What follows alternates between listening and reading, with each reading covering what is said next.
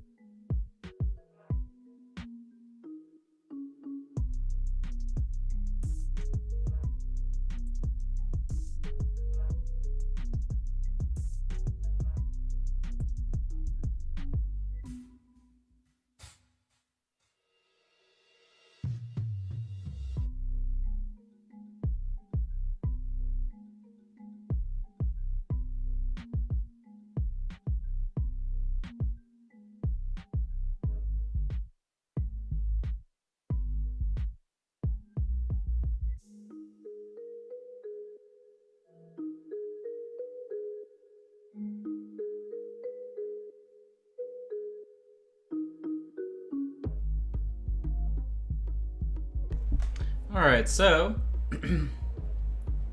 I'm just making sure we are live everywhere. Let me know if the if my voice sounds all right on top of the music and everything. So I see we got people watching on YouTube right now. What's up, everybody on YouTube? I see we got people sitting in Facebook, and then I just need to check Twitch really quick. And Twitch is good too. Let's see what we're looking at here. No viewers on Twitch. Perfect. Okay, cool. So we will go ahead and get the party starting. We're gonna do a break at about like 3:15, or well, really like 3 to 3:15, and then we'll get back at it. But otherwise, I think we can go ahead and get rocking and rolling. Let's see. Hey, Peter. Oh, that's funny. You guys are there. All right. Yeah. Sorry. Twitch was saying. Twitch said there was one viewer, which was my preview, so it must be delayed. Okay. We'll watch this ReaperCon sting one more time. Boink. All right. Cool. What's up, everybody? Oh, is this? Okay. Hold on. It would help if we had cameras turned on, right? Isn't that what people assume? Oh, right, and they have to unplug. Okay, sorry. So I yesterday, while I was in the ReaperCon Discord, I spilled an entire drink all over my keyboard. So I don't have a working key. I have a working keyboard. I just can't use half of the keys. So that's why the palette cam's not plugged in, because I have like a really crappy one plugged in instead. So palette cam is back and in action here, and let me just force make sure we're not gonna autofocus to hell and back this entire time. Boom, turn off autofocus, there we go. Turn off the exposure change, there we go. All right, cool. We're ready to rock and roll, so welcome. I hope you all are having an awesome day today. What's up, Sharky? What's up, everybody? T-Speaks, World Edit, Michael, everybody that's in chat. Or, well, anybody that's watching, feel free to say hello in chat, and we can get rocking and rolling. Let me go ahead and boop this out right here. So here is the miniature we're going to be working on today. This, of course, is a heavily converted Reaper Mini. So this is originally one of the ReaperCon iconics from last year. And it just made sense to me, since we are doing a pirate-themed ReaperCon, to work on this. And, well, yeah, I mean, anybody can teach at ReaperCon online. That's kind of the difference, whether or not, you know, they have equipment or not. You know, that's kind of the cool thing about it. But, so we're going to be working on this miniature today. You can see we've added a very crazy lance. The lance itself is out of the Necropolis weapon set, if I'm not mistaken. The arm, originally the sculpt, she has her arm like pointed down with a rapier, so you know, we cut that off, we rotated the arm, I did some green stuff patching and then added that on there. I also shaved off the top part of her head and added the nice pirate hat, and then I believe that's what I did, right? Yeah. And then we also added a eye patch as well. So yeah, either way, I was actually, and the only reason she's on a square base is because this is sort of like going to be used for a vampire pirate warband for Warlord. They use square bases, so that's what we're rocking and rolling with. And then of course we're going to be using the Vex airbrush as well. So we are going to be using some new brushes today. Womp womp. I figured may as well have fun using new brushes. I've been destroying brushes. We finished up all of the Miniature Monday kits for the next 6 months, so I got that done yesterday, and all those photographs are done. I know I shared the post-apocalyptic zombie Miniature Monday kit, so that is for October, and we have all the other ones as well. And the only other thing that I'm doing today that's different is I have this 5.0 DaVinci that I'll probably use for edging, just because it's very small. The only issue that really happens with these is that the paint will dry. Since I work so thin, sometimes it'll dry on the tip. But either way, I'm glad you're here with me today. Make sure if it's your first time watching or anything like that, that you follow, like, whatever. Twitch, probably not as important, but YouTube, Facebook, make sure you follow along there. Even though Google changed their stuff to where you can only do individual, it's very strange. So like YouTube, you can no longer really multicast too easily. So I'm gonna have to kind of figure that out, of course, whenever they enforce those rules at the end of this month. But so anyway, we can go ahead and get started. We're gonna start relatively simply by doing a lot of sketching, value sketching, things like that on the metal and anything else we're working on. Obviously, you can tell I have done some quick value adjustment with the airbrush doing my zenithal application of primer. Really nothing too crazy. We've got 3 different focal points of light on the lance. It really wouldn't make sense to do a huge transition like all the way down the lance itself. So that's just sort of a visual preference. A good example here. Now I know I did cheat for those of you that are a part of the Atelier Patreon tier. Make sure you check all the stuff out that I offer on Patreon at patreon.com/minipaintingstudio. Last night I did go back. I know I'm such a bad guy for doing this, but I did go back and I glazed over more green, phthalo green, and purple onto the blade. But if you guys saw, the on Thursday I released this Patreon video for free live as we were doing it, and so we'll be doing a lot of the same technique here, just simple value sketching, layering on top, glazing, airbrushing where we need it, and everything like that. Like essentially I'm just going to be showing how I utilize the airbrush in general when I'm doing higher level painting.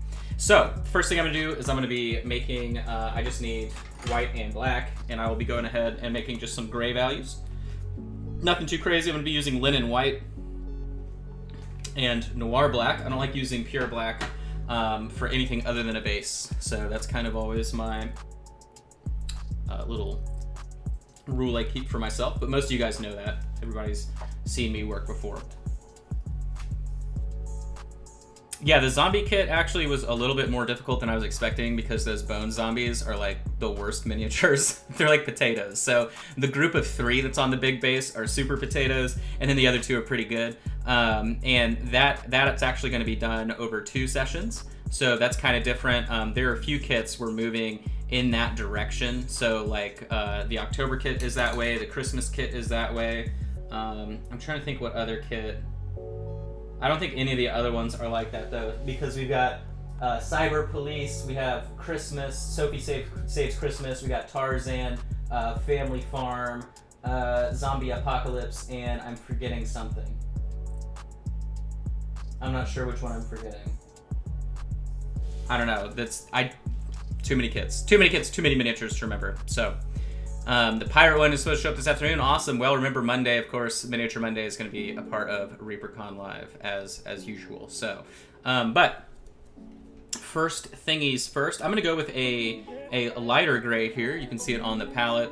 So I'm not really going for a middle tone. I'm going for more of like, you know, almost a highlight. Essentially, I'm looking for a tone that's going to be a little bit brighter than the Zenithal that I've got. And I always want to make sure my brush is wet so that way I can use it more like a pencil.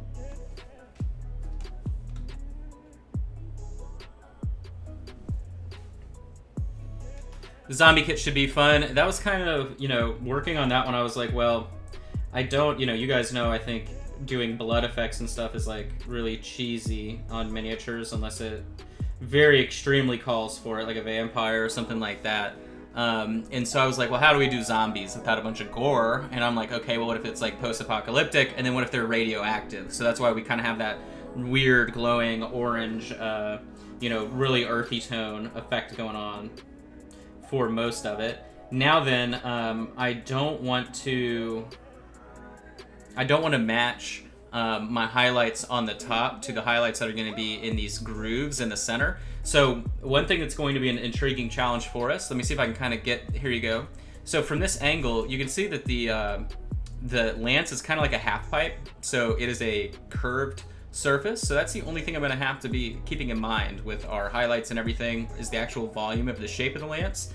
But beyond that, I don't really want to be mirroring anything in terms of my reflections and all that good stuff. So first thing I'm doing is I'm just going to be outlining sections. Anything that's metal, right, I always like to outline. By outline, I mean, of course, I'm going across the edges. Gives me a frame of reference for boundary that I'm working in. I always find that to be kind of the most helpful thing you can do as you're preparing any surface for that type of work.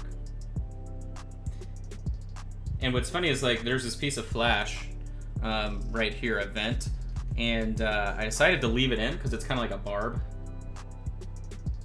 I thought that was kind of cool. Nobody tell Captain Redbeard that there's a vent on his mini, but... And we'll do the bottom side for good measure.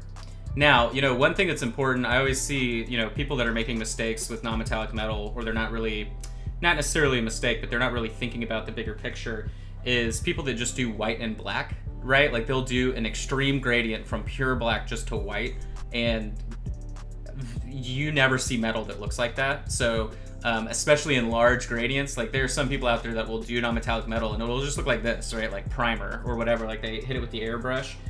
You always want to be tinting. You always want to be making sure that the metallics make sense with the overall composition of the piece you're working on, especially if you're doing advanced painting, if you're doing something for display. If you're doing something quick for tabletop level, who cares, right? Yeah, go in there with your grays and white and black, make it happen nice and quick.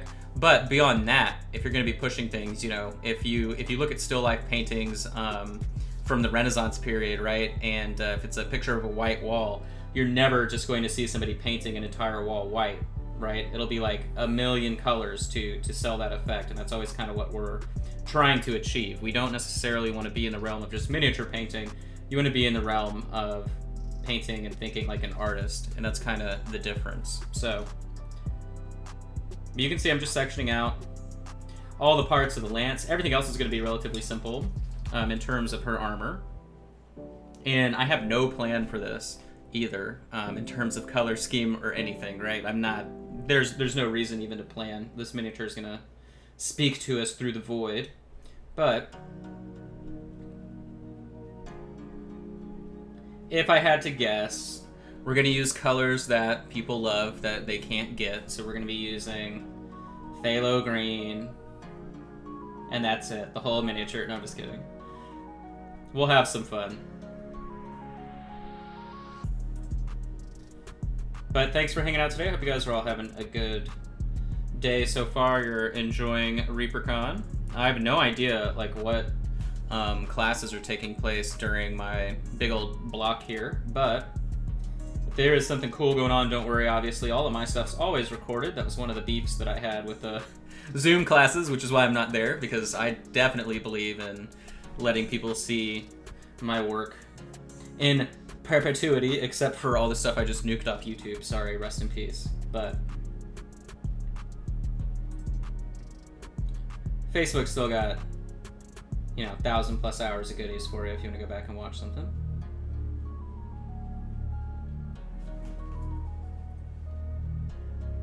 We'll do this bottom edge here, and I think we'll do this part here.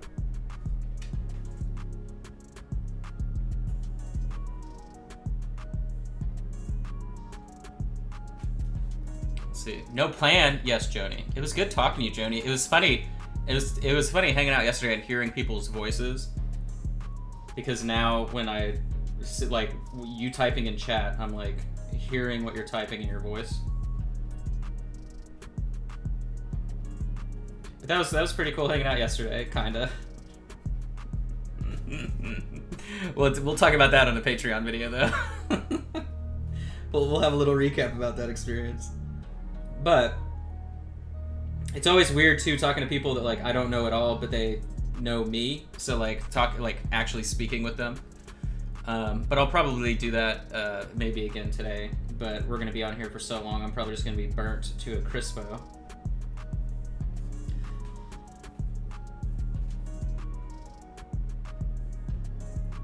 All right, there we go. So we outlined everything. We're done. Thank you for coming to this masterclass. It's been great. I hope you guys learned a whole bunch. I think it's definitely going to help you out in your miniature painting journey. Just kidding. We'll keep going. But all right, so now what I'm going to do is I'm going to look for my brightest sections of highlight. I've already cheated on the lance, so I know I can just go ahead and block in these big sections here in the center.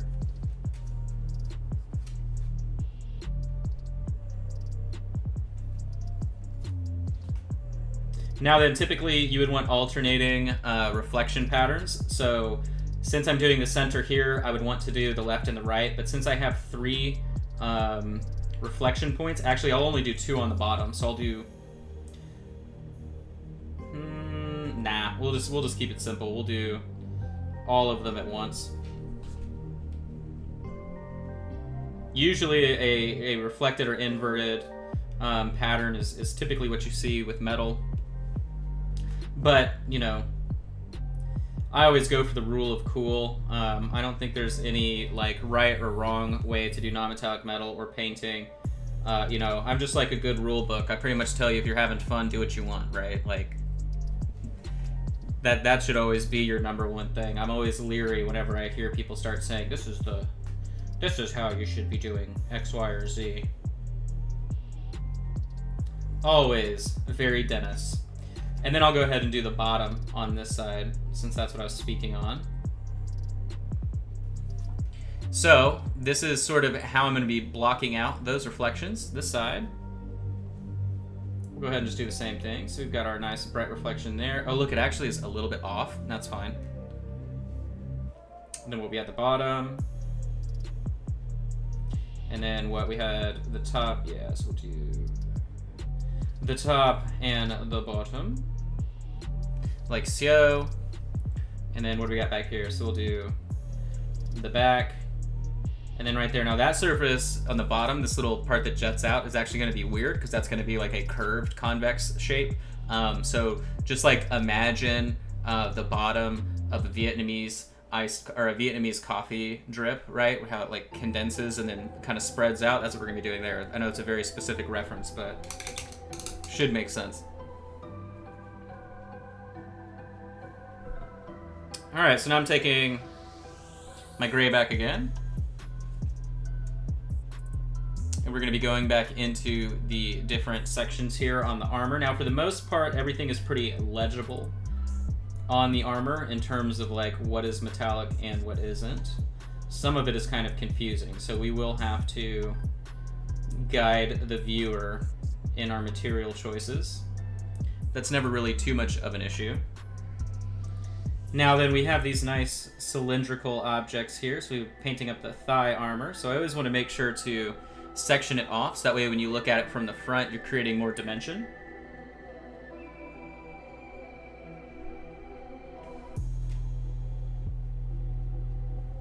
And we'll do the same thing on this side.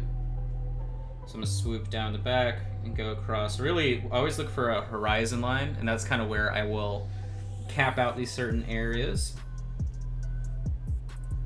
Then I believe that is cloth coming through at the knee, and then it's met with another section of metal plating.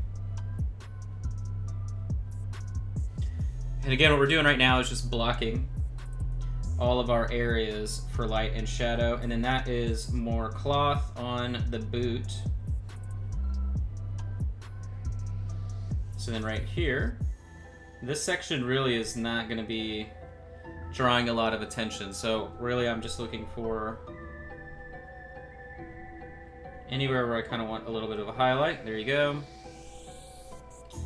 This we'll do in a separate metallic color, so we'll do that in like you know, bronze or something. This section wrapping around the armor we'll do in white. Now this is a great shape because it's awful.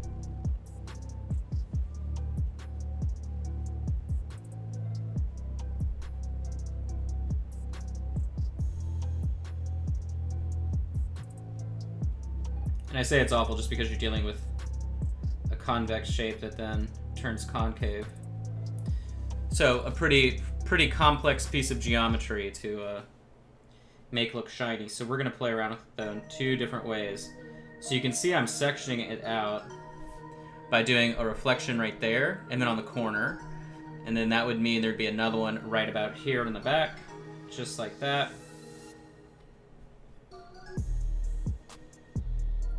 One good way that you can build up your visual memory, and that's really what it is. It's like a visual reference memory that you can kind of work on to increase your painting skill in terms of objects and materials and whatever. It's just literally looking at a bunch of stock photography of materials and surfaces. You can also look at it through 3D textures. You'll typically get a lot of really good reference material there. You know, I'm lucky just because I went to art school, and so I was forced to do tons of still life painting and master copies, and so, you know, I kind of just have like muscle memory in my brain in terms of materials, surface reflections, whatever, right? But if you don't have that, right, like most hobbyists, you're just painting stuff for fun. If you're struggling with anything, if you're struggling with leather, go on Google, turn on the advanced search, turn on large images, and then just search leather texture, and then just zoom in and stare at it, right? Like, that's the easiest way to build up a visual memory bank of like how different surfaces work. And that's what I always suggest to people that are struggling, right? It's like, actually go and look how these things reflect with light. And then always think about it too in terms of the shape of what you're looking at. I think that's something a lot of people don't put two and two together with, is that they look at something and they're like, okay, cool, you know, here it is, whatever, but then they don't try and understand why. It's reflecting the way that it is based on the volume, the shape beneath it. Like, is it a sphere? Is it a sharp edge, like some type of rectangle? Is it a triangle? Is it a cone? Is it a cylinder, right? You have to think about all those different shapes, and reflections will make sense. And then when you bring that to painting a miniature, you're like, oh, cool, it's a hat, but it's a rounded dome, so it's a sphere, and I know that it looks like this when you highlight it up. But that's either here nor there. Whoop. Make sure you drop your miniature a bunch too, that always really helps. So what I'm going to do now, I'm going to be going for kind of like a very warm metal.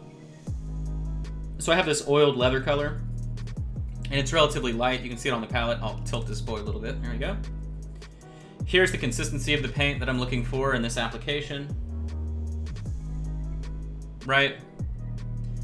Pretty much I want to be able to taper with it in whatever direction I'm pulling the brush.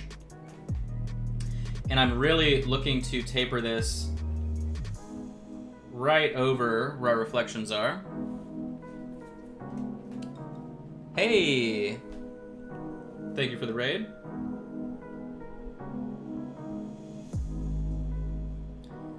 Reason being, I want this color to transition into right wherever my highlights are, and since I'm using a warm tone color, that means we'll go cool in the shadows, so we'll probably go cool with our phthalo green, and we'll transition that into the shadows. So similar to this blade right here, right, like there's no warm tone in that at all. Now, the reason why I didn't place it in there is because we're also doing purple shadow on that miniature from below, a natural application of color, which is just a fancy way to say zenithal from below. It's just the actual definition of the opposite of a zenith, so that's kind of why that term is used. And I'm going to go back twice over these. This is a very thin glaze. Obviously, the first application as it dry is like nothing. It's like a ghost fart, right? Like, you're like, is this real? Is it there? On the smaller pieces of armor, I'm just going to hit it all over because I can rebuild everything beneath it.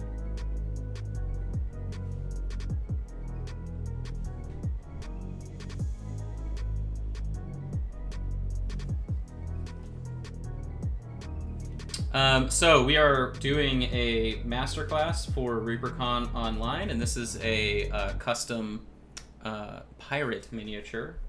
So it's all metal, but it's heavily converted, pinned, green stuffed, you name it. It's got all the goodies.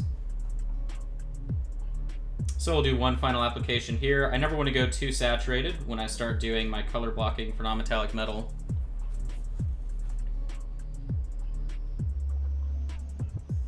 But I prefer to work down than up in terms of color applications. That's really all I'm doing here. So I'm just making sure I'm not setting myself up for failure. But when you paint without a plan, you know. What's funny too is like, my first year at ReaperCon, I was like, all right, I really got to plan out these classes, I got to do whatever. And I planned out like the hands-on stuff, so like the brush control class, things like that. And then, but everything else I did, the demo class, I was just winging it, right? Because that's kind of when I'm most comfortable and I kind of show the best work. And then my second year at ReaperCon, when I did, I don't even know how many classes, I think 6 classes, something like that. I had zero plan for any of it. I just did it. So it was pretty fun.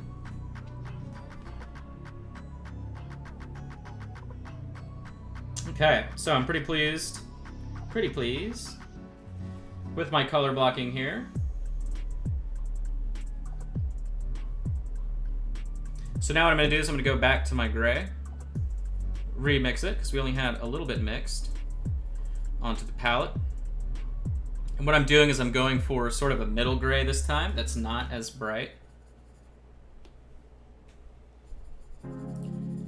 Whenever you're trying to do stuff like this, there really is no point in layering up from your darkest color to your lightest. When you're doing that, you're really constraining yourself far too much.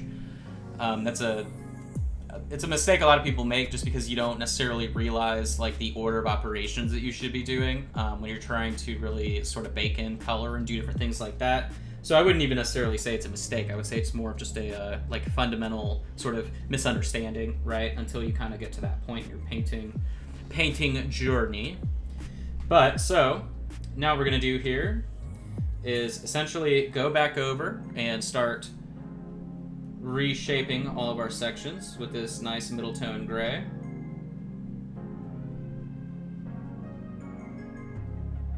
Just like this. So wherever I had that sort of pure pigment showing through from below is where now I'm going to go back through and start restructuring. You can see how already it starts to restructure the blade. And since, you know, we did this ahead of time in the first go round of the lighter color application, it doesn't really like hurt all too much, right? It's kind of like you're coloring within the lines in a coloring book, right? Now then, this lower shape here is much more curved from the surface, concaving in, so it'll be a little bit brighter. This down here I said was going to be kind of a pain because it's a radial reflection of light, so that's what I'm paying attention to right here. I'm pulling it in from all directions, kind of creating a semicircle.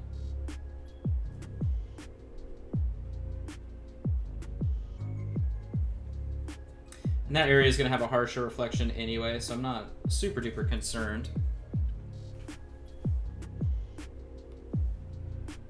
Go back right here. This wasn't broad enough. There we go.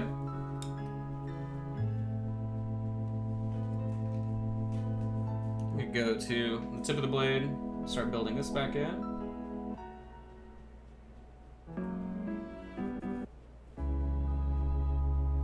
And then after this application, we'll go in and start doing the shadow color. And so we said that was going to be probably phthalo green to make the craziest blade you ever done bladed. So we'll back this out. And then really just becomes jumping back and forth until all of our textures and tones are saturated enough. But if I had to guess, we're going to spend like 30 minutes or so just on this to make it look good. Every time I paint something to like a display level, competition standard, whatever the case is, I always look for the prominent feature, anything that the miniature is sort of, you know, drawing attention to. With this, it's the gigantic killer death lance, so that would obviously be something we want to spend some time on to draw focus and emphasis onto. You know, that's another thing too. A lot of people, like when people start leveling up their painting skill, right, and they start mastering different techniques and they can have better brush control, things like that, they kind of forget, right, just because you can do, let's say, 10 different cool techniques on a paint job doesn't mean you need to do it on every section of a miniature. Even people that are sort of like one-trick painters, so like Kaha, people like that do these crazy application styles of paint, you'll notice even though they're doing like one look to a miniature, they're only drawing emphasis, right, to certain parts of a sculpt. So, because if they were doing the same intensity and the same contrast all over an entire paint job, it would make no sense visually.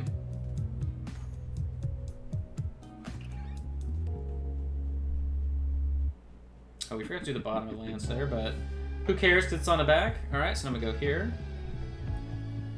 Our nice little curved surface.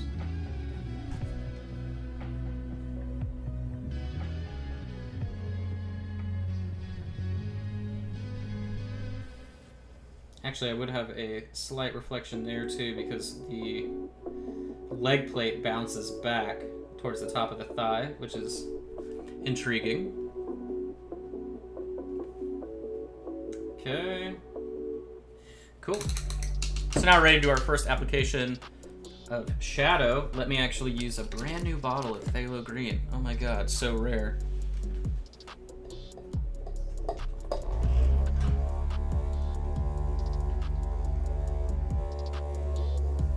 Definitely vortexing it, for sure. Vroom, vroom, vroom. All right.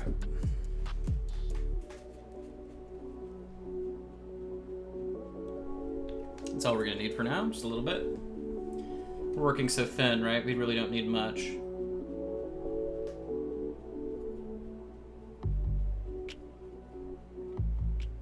Okay, so that's still a little bit much. I was about to say our consistency was good. Now we're okay. You can see I always look for that flubber consistency. If you've never seen the movie Flubber, what are you even doing with your life? Where were you in 1996? Or whenever that movie came out. I don't remember. So when I'm doing phthalo, I know that it's a much more intense pigment. So that's the consistency we were applying before. So then here's the phthalo consistency. Nice and thin. The reason I want it thin is so that it can dry relatively immediately on the surface.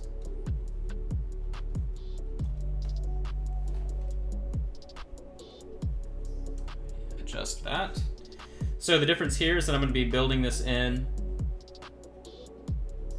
and tapering it towards our shadow areas like that.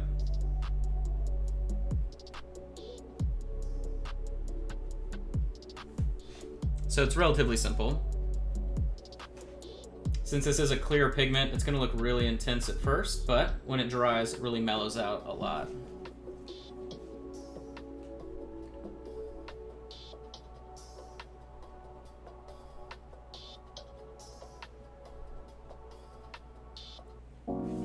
I feel like Flubber came out at the same time as The Nutty Professor. I could be mistaken on my timeline of B-grade classics, but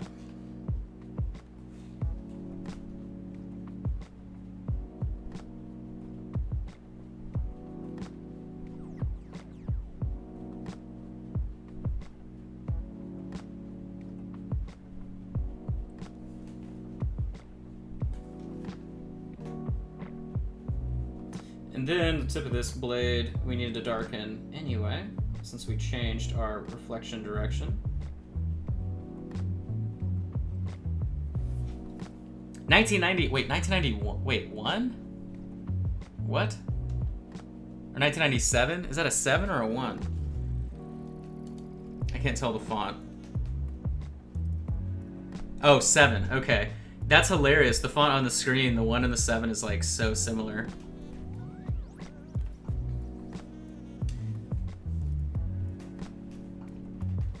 Well, hey, all that anxiety hasn't destroyed my memory, so that's pretty good. We'll get there someday.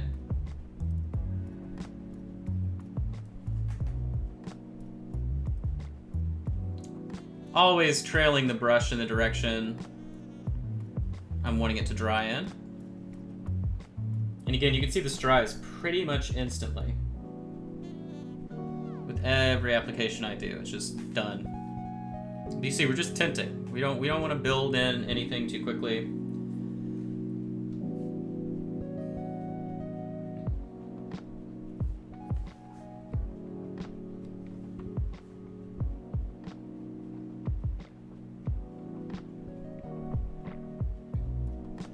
But what I will say is none of those movies have anything on the best movie of all time, Operation Dumbo Drop.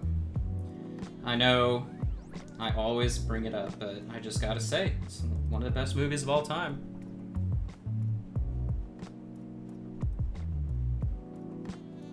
It's right up there with The Three Amigos.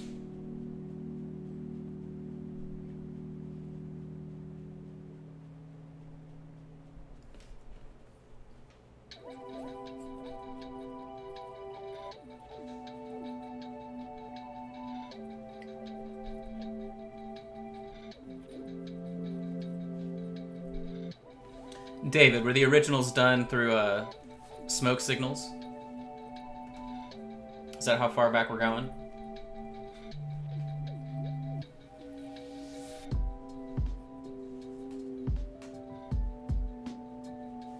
I'm just giving you a hard time.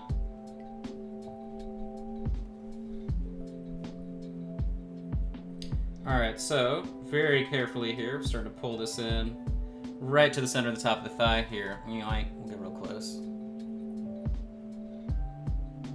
Remember, if you are watching on Facebook, you can watch in 1080 on Twitch or YouTube, since we're all over the world today.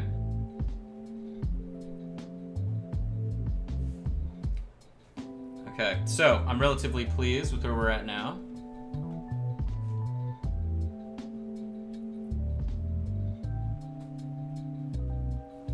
All right, so I had said I wanted a warm metal, and we have it shifting into that nice phthalo green. So, not bad, not bad. I'm gonna add a little bit of our oiled leather color and a little bit of the noir black to our initial highlight. Do a little bit more actually, it's still too bright. There we go. And now I can start neutralizing some of the color that we've been applying.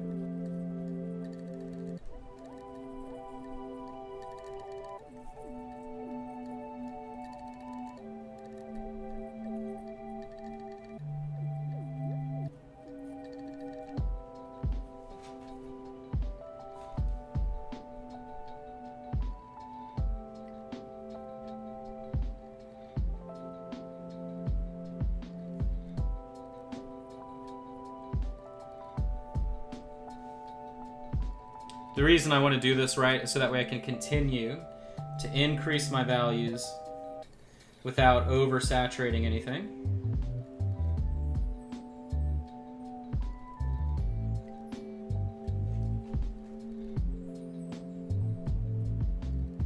If I went too fast too soon, I'd be running into the issue of really not being able to work back and forth. And I'm just paying attention, sorry, let me adjust that. I'm paying attention to the inner curve here.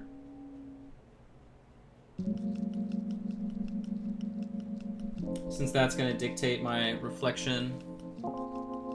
There we go. See, that looks nice. I want that to go all the way through here. And this is pretty much freehand at the top before it really folds in.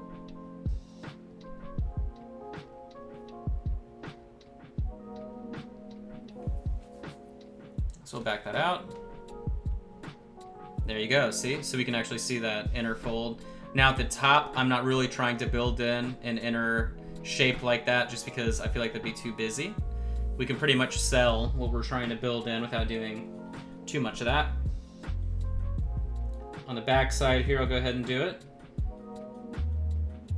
Just a little freehand, straight line. Nothing too crazy.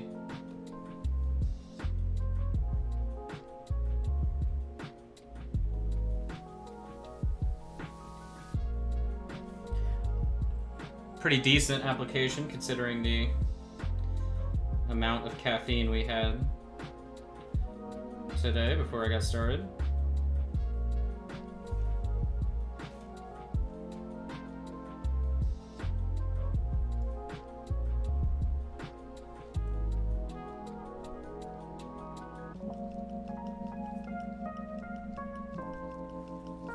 Okay. Now then what I'm going to do is grab the airbrush to help section back out our shadow.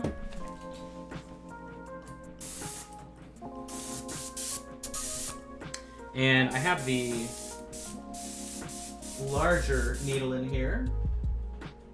Where did I put the... I don't think I need the fine needle, but I don't think it would hurt. Let me see. I've been so good about putting it back in the container. I think this is it right here. Actually. Come on. Where are you at? Was you? Nope, that's That's a different needle. Okay, that's fine. We'll use the broad boy today. The Vex, of course, comes with 2 needles. Tiny and not so tiny. But I would say the atomization and control on both of them is totally fine for what I'm trying to do today. And I have 2 more of these airbrushes on the way as well, which is funny. I didn't expect to like it that much.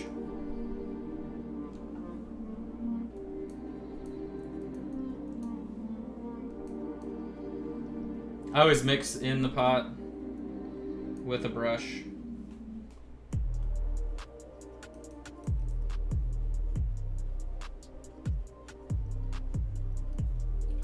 Now then, I'm sure some of you watched Aaron Lovejoy's stream yesterday, and you know, we kind of use an airbrush the same way, but every painter uses them a little bit differently, so keep that in mind. I'm gonna adjust the limiter here. There we go. Looks great. Let's do a little bit more. Cool. So now I'm just gonna go back in and transition in a broader shadow. So I'm just aiming everywhere I've got the phthalo green.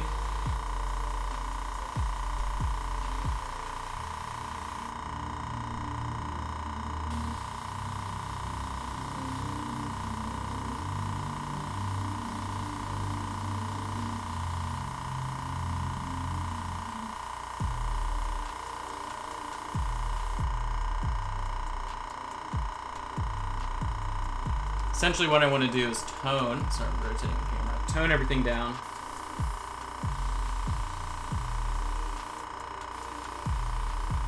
Without really covering up too much of the color. So I can still see my phthalo green, so I'm happy. And you can see I'm hitting these edges. Or I'm not hitting the edges, I'm able to avoid them. That's one thing I keep commenting on about this Vex, is that like, it is scary accurate. From about 2 to 3 inches.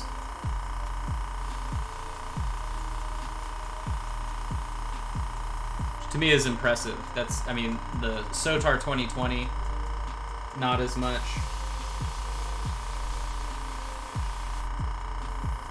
The Iwata Eclipse, which is what I always recommended to people, definitely not as much. So, I'm sure I have sold a couple of Vexes. I know I had a few other painters messaging me once they realized I had it. And they're like, what do you think? I said, well, it's pretty dope.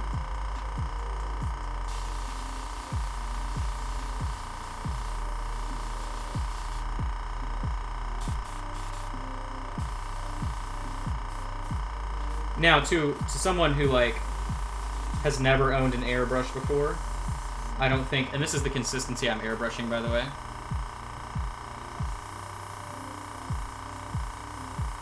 Just so you can see, right?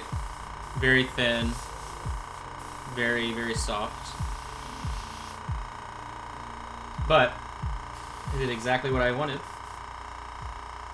in toning everything down. So now what we do is we go back, rebuild our brightest highlights. It's so simple. Same formula the whole time. Get an airbrush cleaner here.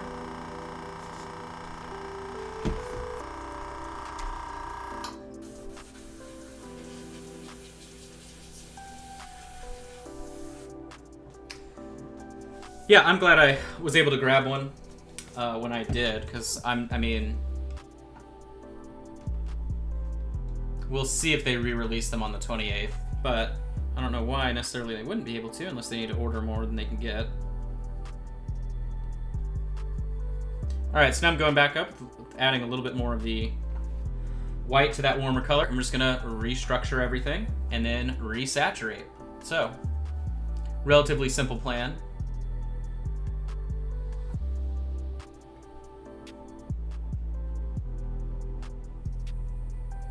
This time around, I'm not going for full coverage on my edges. I'm really kind of breaking it up a little bit.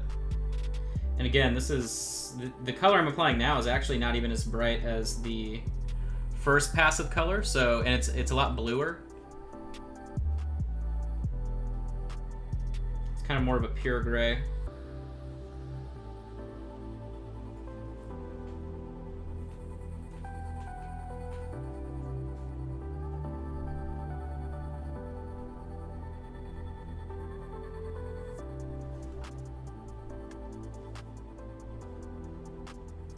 Now then, I would love to hit the left and right edge of this surface. If I can, I will. Let me see if I can.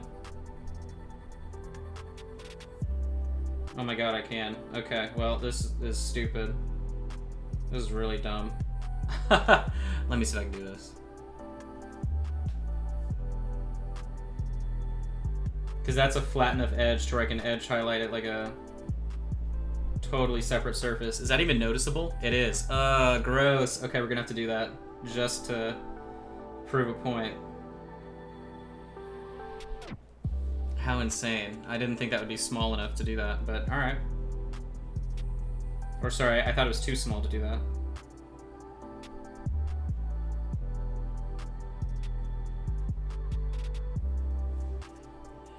And we'll go to the side. A lot of people too were asking about what cup size to get, if you should get the shallow or the deep cup. And honestly, I don't think it makes much of a difference. The deep cup, you're obviously going to be running into more clogs because you're going to be using it for longer periods of time with primer, base coating, whatever. So you're just kind of asking for it. But they sent me, so like the one that Reaper sent was a shallow cup, and I don't think it really was too, you know, it's a minor annoyance of being like, oh, it's out of paint again, gotta refill it. But it's not really anything world ending, so. Alright, so now we're looking at the shape here. And now that I don't do like these huge commissions and all that good stuff anymore, I don't really care about like super bulk volume. Clean up my brush totally here.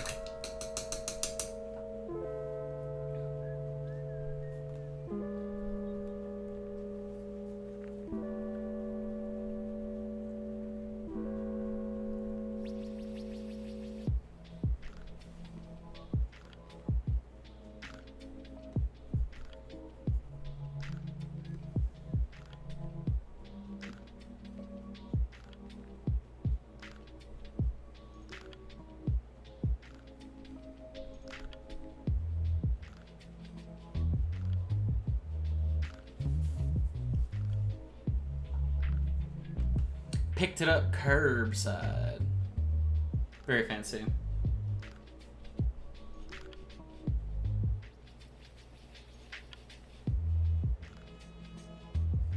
That's the only thing I'm sad about not being in the Denton area anymore, is not being able to see the new studio that they all worked so hard on, but it's okay. I'm only a couple hours away if I ever need to pop back in.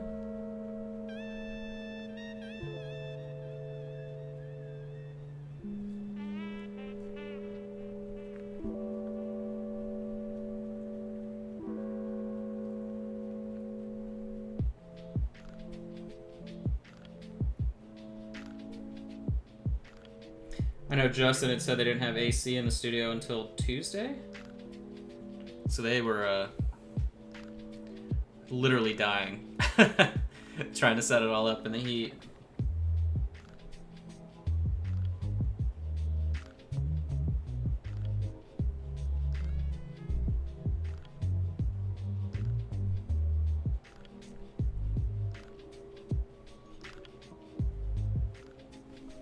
Okay.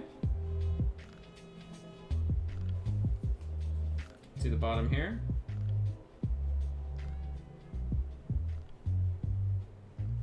I'm not worried about that flat edge on the bottom because I'm not insane. I don't want to go crazy trying to hit it.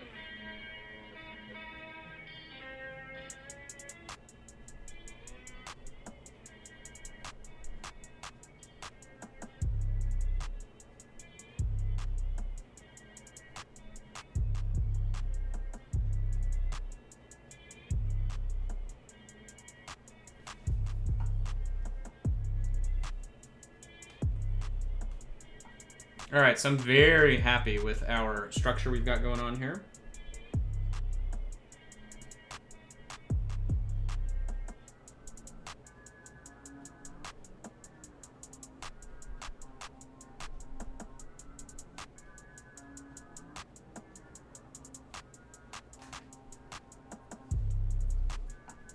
Move on to the front here.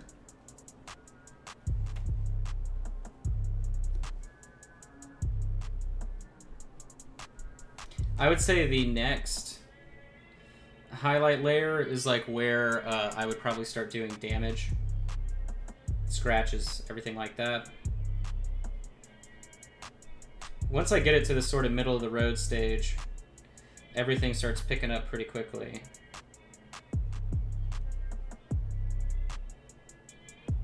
In terms of, now, see, I tried to do the fold right there. I shouldn't have done that.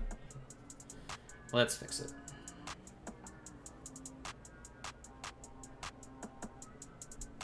We'll just say, go away.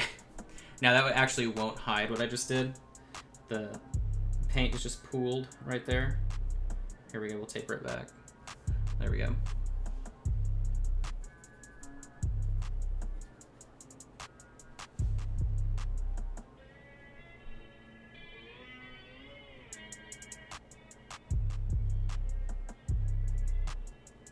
Oh, for anyone who's watching, do you know when for people that submitted showcase stuff, when they're supposed to be like looking at the showcase stuff? Does anybody know?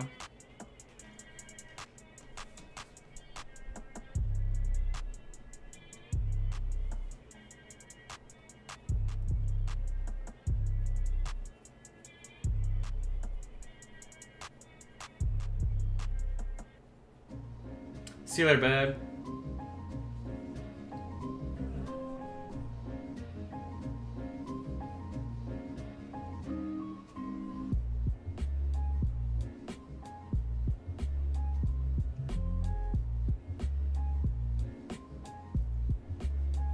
Ah, okay. Yeah, I really don't envy them because they've got like thousands upon thousands of images.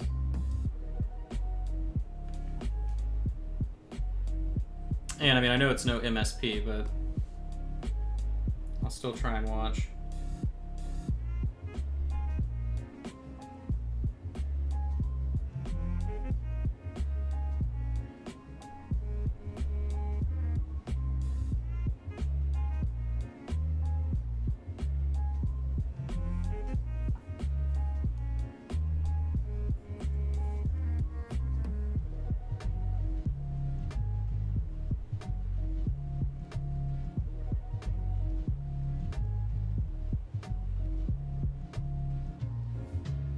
So you can see we're just building in our highlight structure here.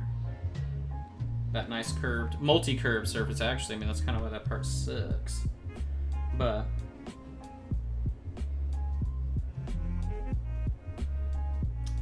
a lot more difficult than your standard sort of geometric shoulder plating.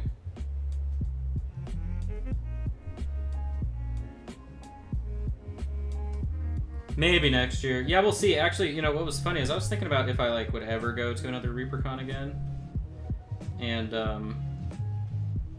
it'd be fun.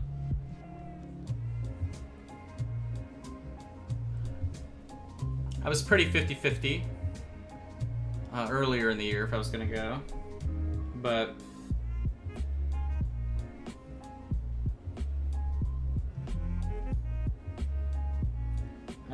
that's what I enjoy the most is getting to see people, hang out with them. The most fun I had last year was I don't even know, man. I bought, what, like 4 dozen donuts the last Sunday and just like let people come eat, hang out. I know I was lunch for a lot of people. They kept coming back, they're like, can I have one, please? I'm dying. I'm like, yeah. Please take one. And what was funny too is the donut place that was back where I used to live, she misunderstood what I said, so like she rang up way too much. Like I dropped like $65 or something. I think it was more than that on donuts. I was only gonna spend like $20. And I just thought, you know, Sorry, I'm cheating. I'm having a coffee break here. We got Vietnamese iced coffee deals makers, so we've been definitely enjoying that. Let me check the stream stats. Hey, big shout out to everybody that's watching though. If you're watching and haven't said anything in the chat, say hello, say where you're watching from. I do appreciate you hanging out with me here today. Oh, when I'm doing a break, is this an advertising opportunity? Let's do it. Hey, you guys want to see the hobby at home stuff? Check it out. Okay, so the hobby at home stuff is done. Let me show you this. So these are the hobby at home boxes. Okay, whenever you order one, this is what shows up in the mail. Hobby at home, wow wee wah wah. Check that out, really cool, right? You can see this is one of the bigger boxes. Whenever you bust it on open, here is what is inside, waiting for you happily dappily. So, inside, what do we got?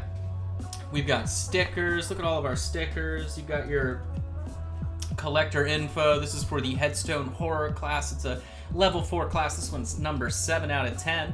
Of course, we only do 10 slots per class, so that's exciting. Then, what everybody cares about is the miniature inside. Now then, this class is the Headstone Horror. So what you are purchasing is a partially painted miniature that then allows you to follow along with me at home as we do the class, ensuring you get the best results possible. Every single part of a hobby at home miniature or class, right, the partially painted aspects of it correspond to the entire paint job. So different stages of everything that we're going to be doing is already partially painted by myself. And then that, of course, allows you to get your final result, which exists somewhere around here.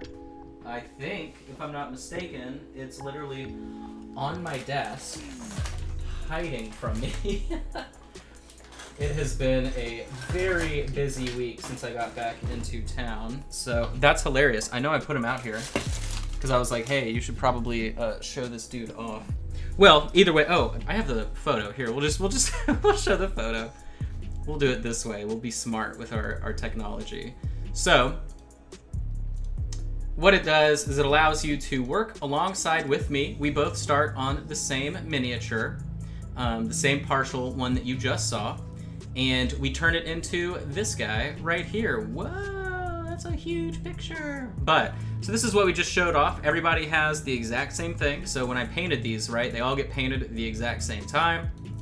And you go from partially painted to perfect. So this is the final paint job that we'll be doing over the course of about 4 hours, 4.5 hours. If you are interested in figuring out what the different difficulty levels mean, all of that good stuff, definitely check out minipainting.studio/hobbyathome, and you'll have all the information there that you need to figure out kind of what level is appropriate for you. This is cool though for anybody really that is kind of moving up their painting skill and just trying to increase all of the different techniques that they've got in their bag of tricks. But here it is right here. It was so stupid. It was right in front of me. I knew it was right in front of me. So here's the actual miniature. So here's what we were just seeing the image of. But right, if we compare the two, you know, on the left is what we learned from, with the result on the right. So you can see it's all partially painted through different stages.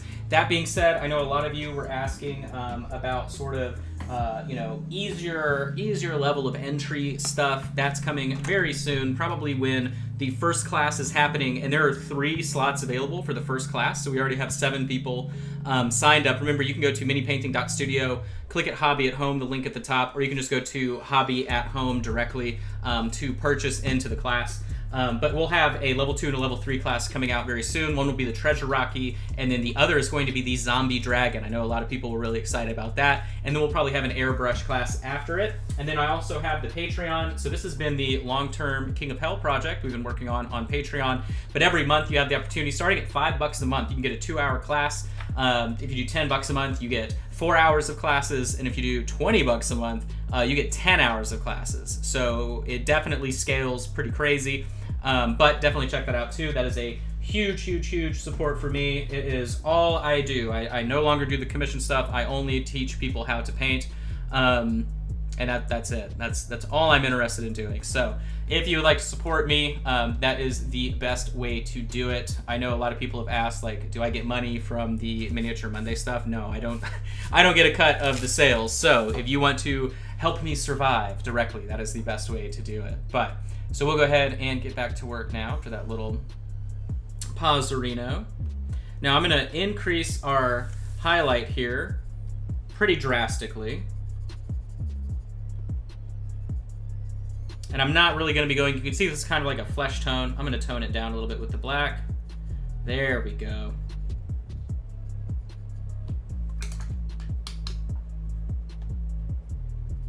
And get our final little highlight layer right there.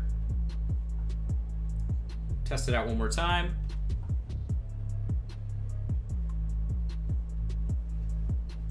Okay. I know I'm definitely excited about the first Hobby at Home class, though. That, of course, it ships out on Monday. So that is your last opportunity to buy into it will be Monday. So you have today and tomorrow. And then the class happens, I believe, on the Saturday the 13th. If I'm not mistaken. But remember, I'm going to be releasing pretty much two Hobby at Home classes a month, plus the Patreon stuff, moving forward into the future. So if you feel like you can't really do it right now, don't freak out. It's okay. I'm not going to hold it against you. I know a lot of people were like, I would love to buy into the first one, I just can't do it right now, I'm sorry. And I'm like, I'm not mad. What are you... There are going to be so many opportunities, guys. I have inventory of like 30 plus classes right now, so this is going to be long-term, continuous.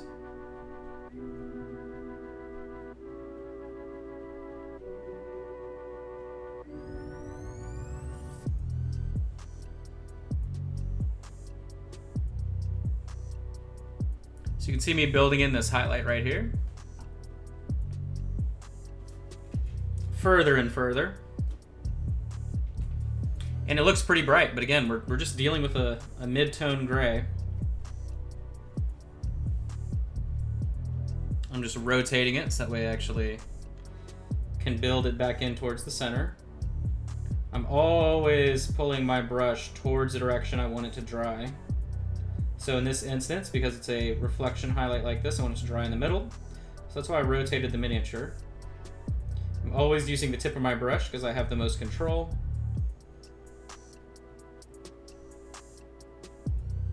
Now I went a little bit too far on the top there, but that's okay. We can build it back in.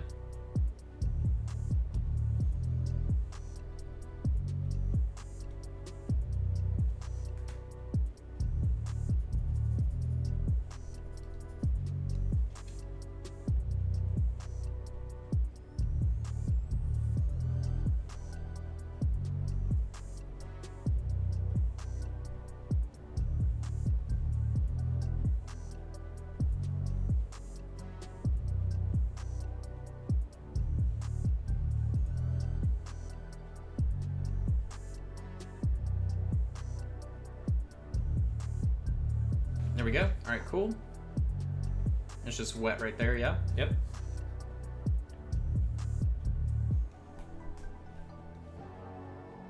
So I'm looking at this sort of curved structure we got.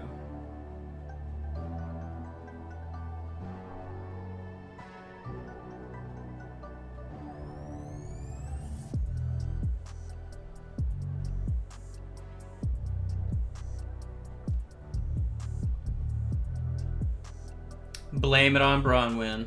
Isn't your class is tomorrow, right, Kevin?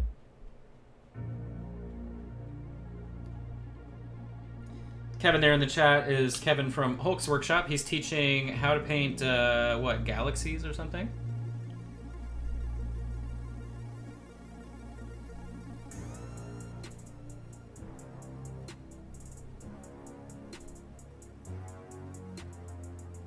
For all of your galactic painting needs.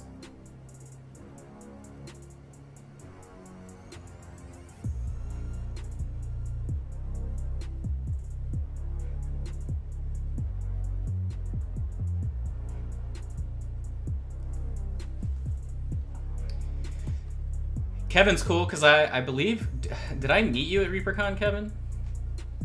I can't remember. But I know I was a fan of his before I met him, and he was just so gracious to give me his time. I don't actually remember how we met. It's been too long. Too many panic attacks. Wiped the memory clean.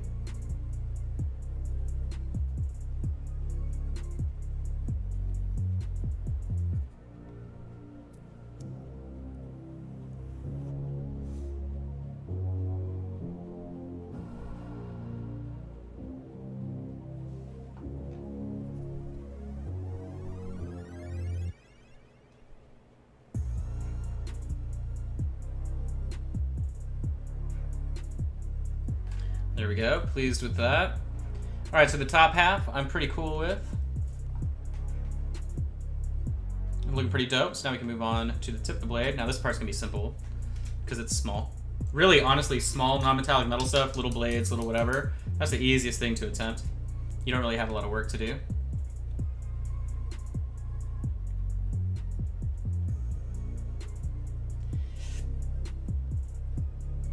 Yeah, Kevin, I feel like the last day you came and talked to me, like we sat and you just, I know Jason Coleman did. See you later, Shay. Shay Butter Simpson. A real smooth fella.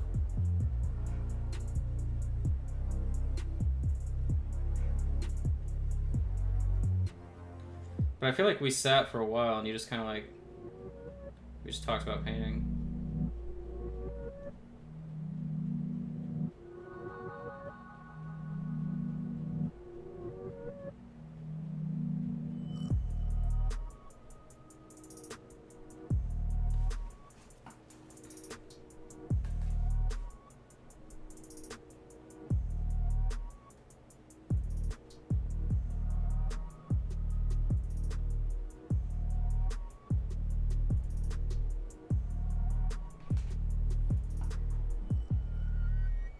Brett, your wife is causing problems.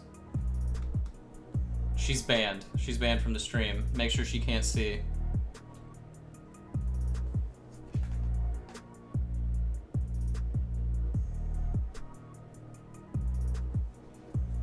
Alright, so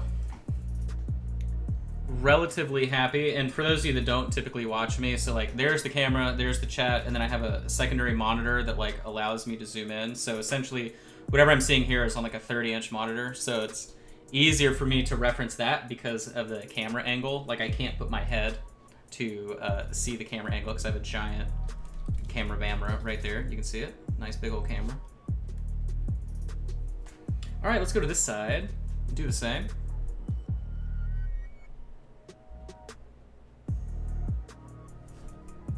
Yeah, and I'm out of white. We need white.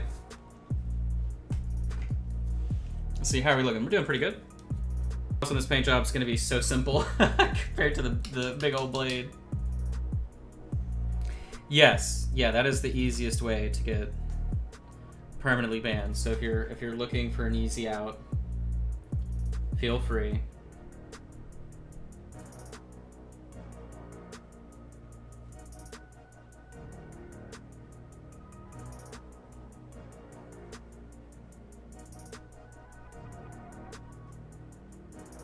That rule, of course, is imposed by Sydney, so you have to deal with her if you don't like it. Which, by the way, Sydney is going to start doing some ZBrush sculpting and illustration streaming in the future. So definitely be ready for that. I'll be painting her miniatures soon enough. She already knows that she has to sculpt me a glizzy. Some kind of big glizzy.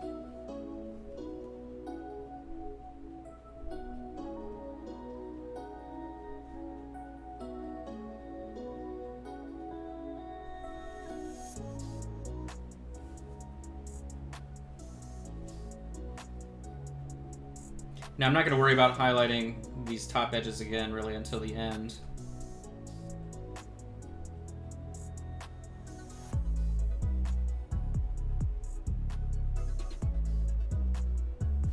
Now I just want to make sure, okay,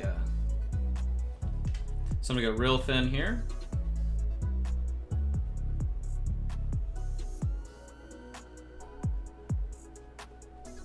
Taper it in, do the top. All right, cool. So now I'm gonna go really, really bright. This will be sort of our detail, scratch and dent section.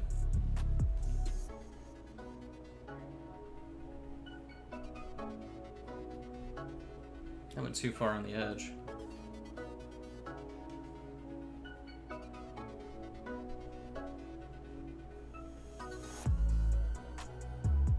I hate all of that. I hate everything I just did.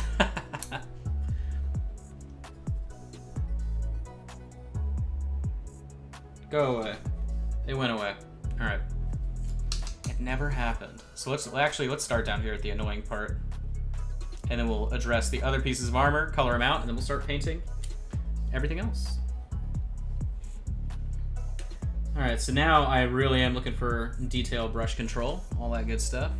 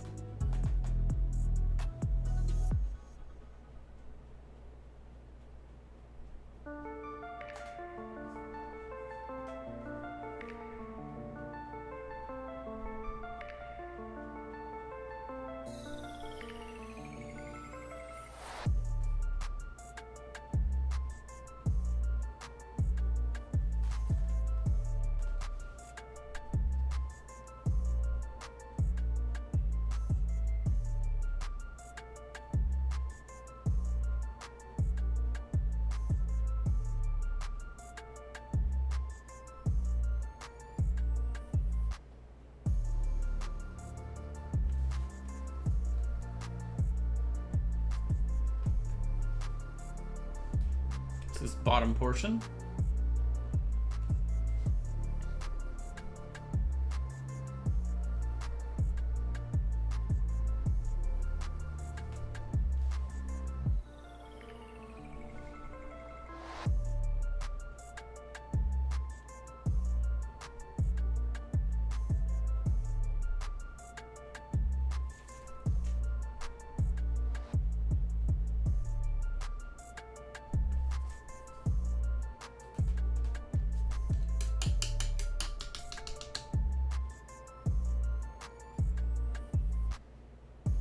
Oh, very cool, David.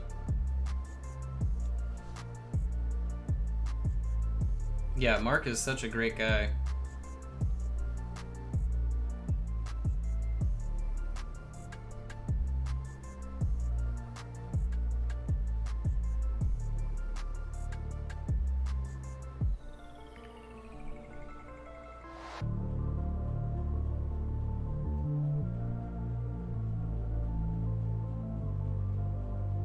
He and his wife Kim just bought a new house, so they're about to be moving. He just got a new job as well, which I don't think will slow down his sculpting all too much. I mean, obviously the initial new job slow down, but without conventions this year, that's what happens. I mean, that's why I had to move.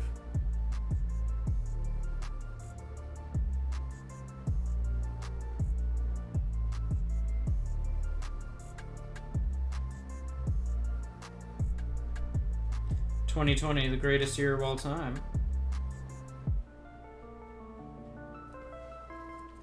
Alright, let's back it out. Say we're looking like a shiny lance, you know? You know? Do the top. And then we're gonna go start colorizing.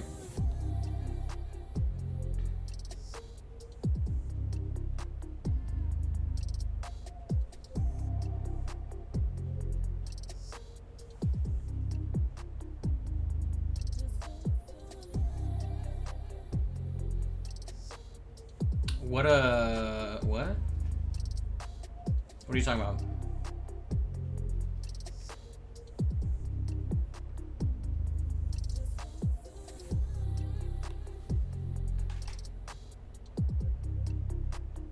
Christian. I'm not sure what I don't know what part you're talking about, sorry.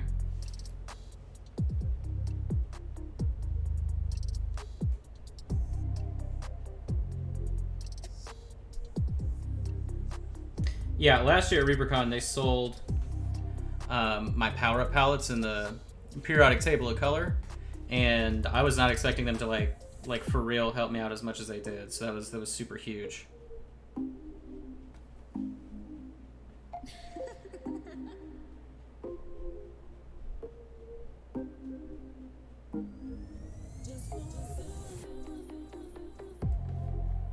Out of the kindness of their farts, they helped me oh so much.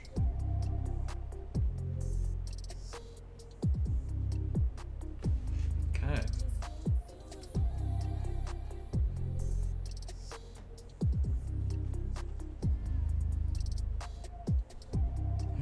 Now we gotta do all of that. The large seam? Where? Like this? This? This is just another tip on the lance. I'm not sure what you're referring to. Because the lance itself is concave, so that's what we're paying attention to. It's a curved surface like a half pipe, so it's going to be creating different reflections as it fans out towards the base. If that's what you're talking about, I don't know. Since there's a delay, it's going to be like impossible for us to go back and forth to figure out what you're talking about.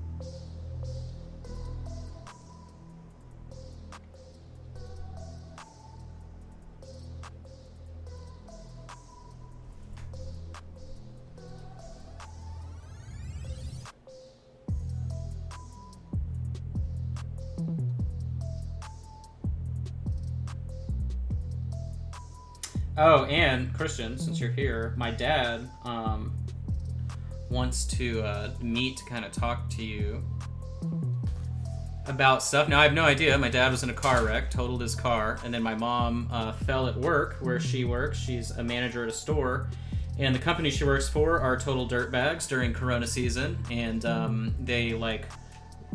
they're so, I mean, it's just a terrible corporation, but they only have one employee there at a time. My mom is a senior citizen, and she slipped and fell in the bathroom and broke a rib, and the company is like, being really mean to her about wanting workers' comp for slipping and being the only employee at work and having to close the store early because she, again, broke a rib. So I know the last time I talked to my dad, Christian, he was like, hey, see if I can meet with your buddy sometime soon, because he wants just some advice about his new business and kind of like leads and what would be most beneficial to people. But I told him, right, your business is moving or is moved. Actually, are you going to be, is it open yet? Sorry, I haven't been able to super stay on top of that. If you are open, I'll come see you though. Actually, if you're open tonight, that would be fun for Sydney and I to come do, is come down and see the new spot.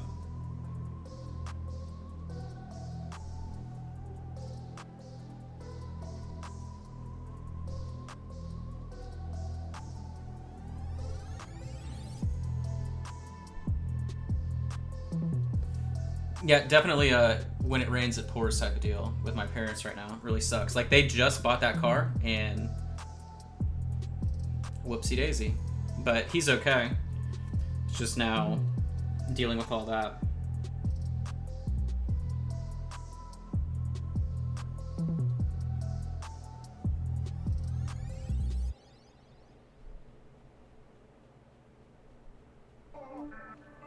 Okay.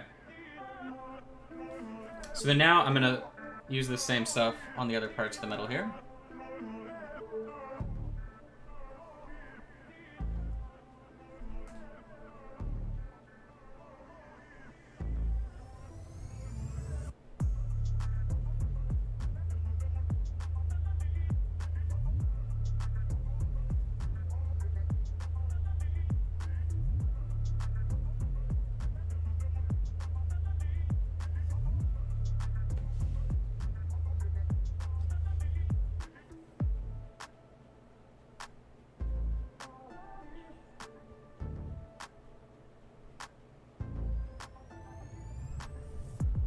For those of you that may be watching that don't know, I do still offer, I stopped offering the physical products I used to sell. So I used to be able to ship you guys, you know, the power-up palettes and all that stuff. I no longer do that, but I do have a digital version of the periodic table of painting, which is a color theory tool that a ton of people have found super helpful.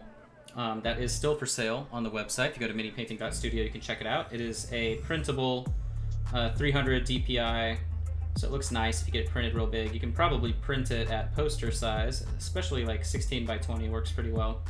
But it's a color theory tool that is laid out using the same principles as the color wheel, but instead it is numerated and has formulas on it that you can follow, little equations, just like a periodic table of elements, except it is with colors. So that's always available. I think it's like 10 or 15 bucks. I don't remember exactly. But that's real cheap if you're somebody that wants a cool little tool that's not just sort of a blank color wheel that stares at you and you got to figure it out on your own. It gives you good little tips. But I know it was a smash hit last year at ReaperCon. Like I think I had like 100 of them and they all sold. I did give quite a few away for free, but in my mind that still counts, right?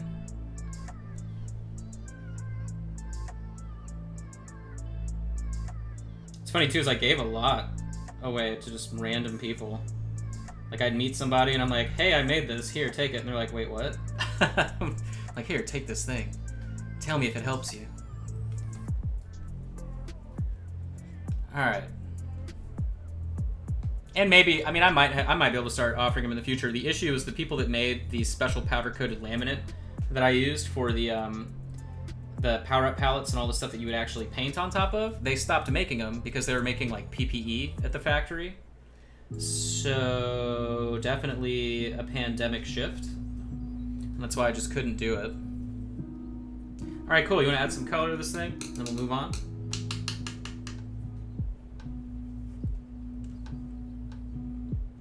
Okay, so the first thing I'm going to do is we're going to attack with our phthalo green. And then we'll shift it to a warm green. I had practice doing this now, so I know.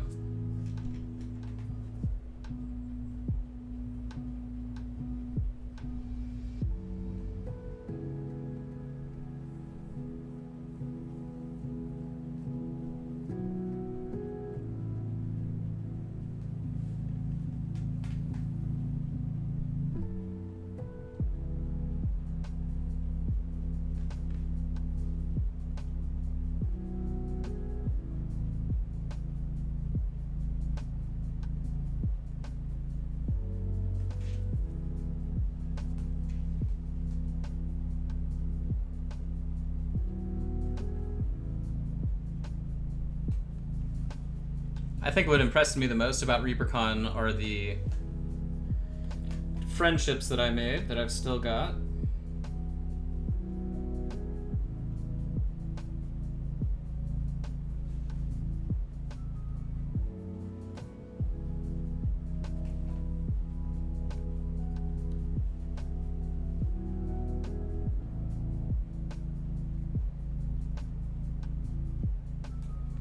But I also didn't really have, like, painting friends. And now I've got painting friends. I had a few before going, but...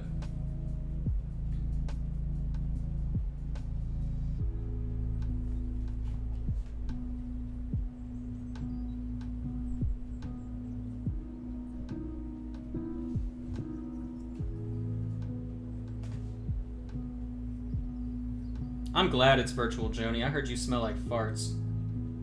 I don't want to be around you.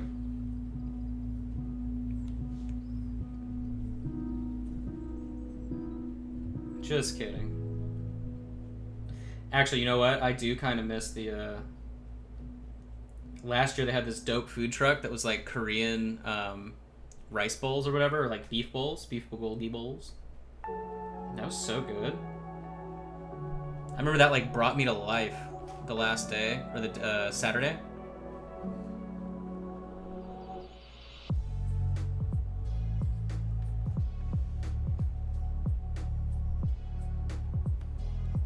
I like the delay, right? Like, Joni's typing out this nice message.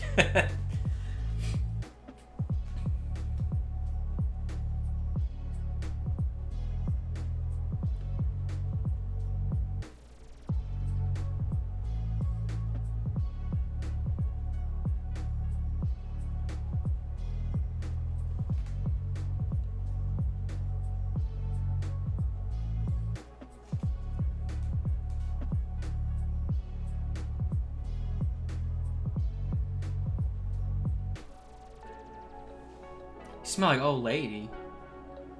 What? I don't even know what that means, man.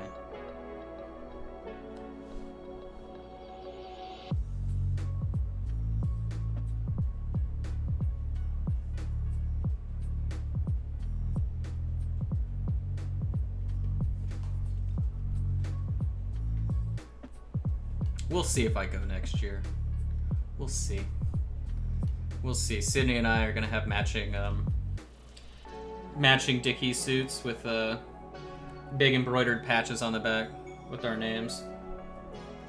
Actually, by next year, she may be sculpting for real. So maybe it would make sense for me to go.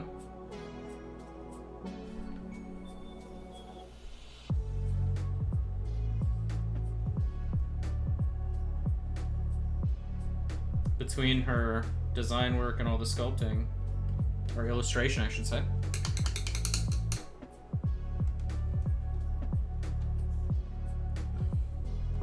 Yeah, I want to do another one of the Airbnb events. I was thinking about that, like going to the cabin. I don't know. I mean, I'm thinking probably like April of next year. Should probably be okay. I'm hoping. But yeah, I want to do a thing where like, so where we went camping, those cabins, they have some that are like very modern mansions, right? And they have like 15 beds, and so, but they sleep like 30 people. So I wouldn't want to book that many. I don't want people sleeping on sofas, but so I would want to do an event like that where we can bring in like 15 people for, a 4-day weekend, 3-day weekend, do the same thing that we did in Oklahoma City last year. That was amazing. So. And then get Reaper to sponsor it. That'd be nice.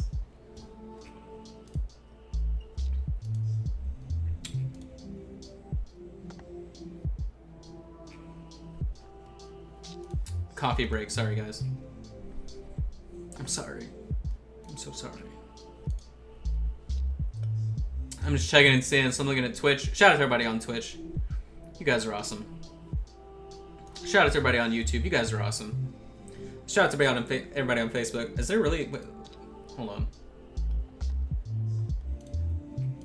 Let me refresh this page. Wow, it's awesome. Oh, you've done photography retreats in the woods, Joni? I swear, everything about this lady is the shadiest thing I've ever heard. First, she says she smells like old lady. Then she says she wants to go in the woods and do photography retreats. I don't know. I'm just saying. I'm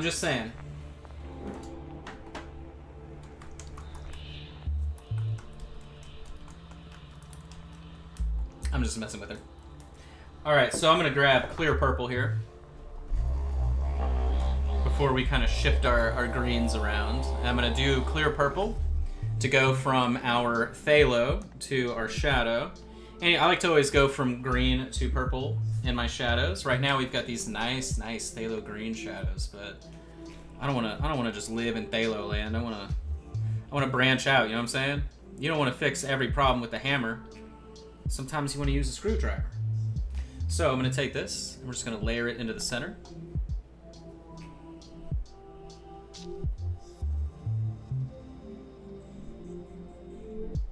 Again, I'm using clear pigment, so when it's wet, it's way more aggressive than as it dries, so I'm not too concerned with like the amount I'm using, so to speak.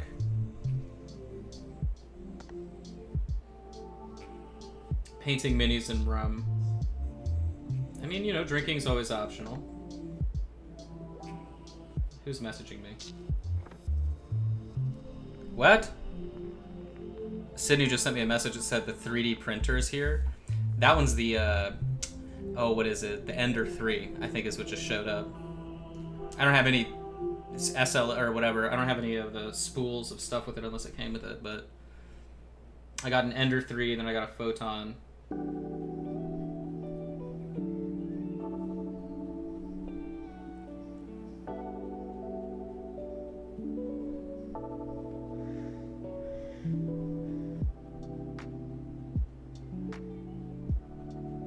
Now what I'm doing is I'm actually going to be tinting my highlight there.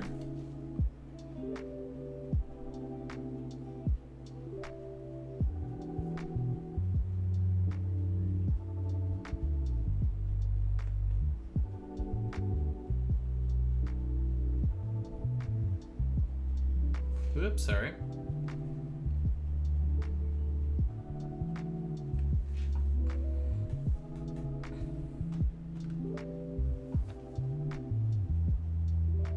Where's the, what?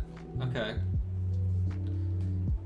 I just realized a lot of this color I'm using is like, it was way too saturated, but that's fine. That's fine, that's fine, that's fine. Nobody has to know but you guys. Okay. This is the shh, don't tell anyone part. We'll pretend like we knew what we were doing this whole time.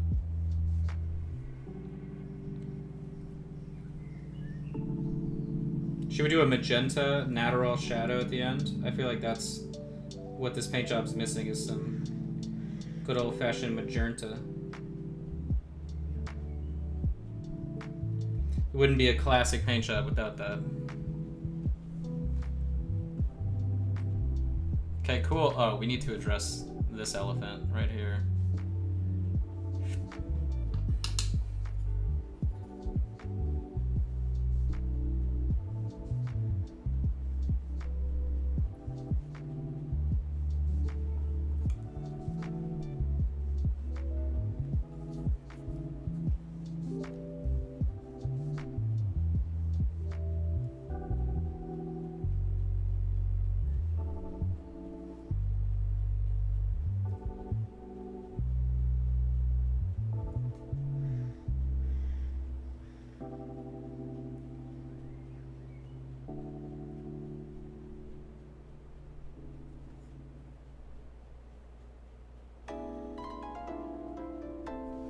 And I'm just gonna apply a lot down here. Like, let's just go for it. All right, cool. So now I want my warm tone green, which we don't have. So for that, I'm going to grab just straight up clear green. This is actually a really warm tone green when you have it nice and thin.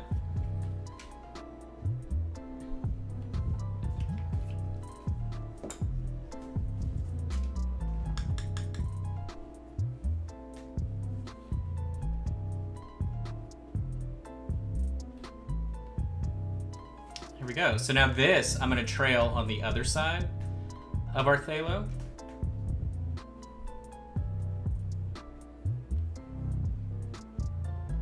Like this.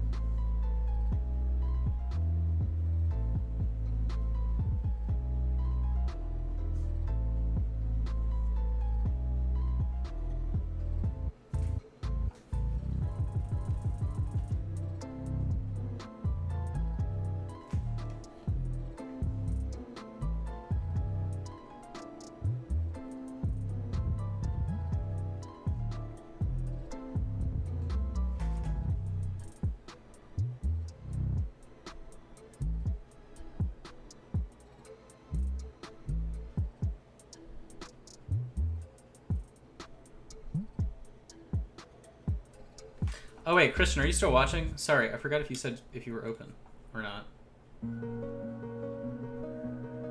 Sorry. Whatever, I can just message you. I can just message him when I'm done. Alright, cool. So, Crazy Lance. Crazy Lance Extravaganza. Let me, we'll do some orange. Hold on.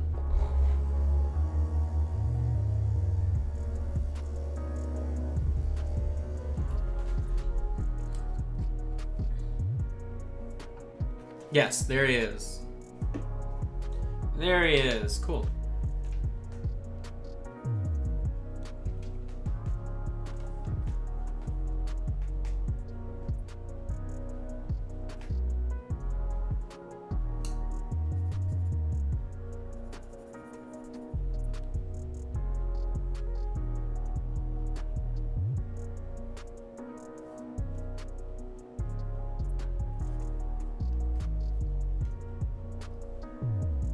So I'm glazing this orange pretty much right on top of my brightest highlight.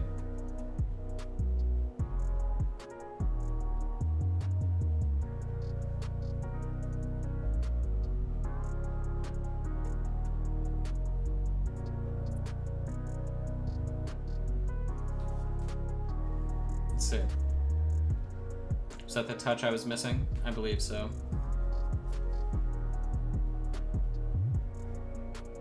And we'll still go back and we'll do our edges and we'll do our scratches and we'll do everything else, but... Cool. Hit it on the armor.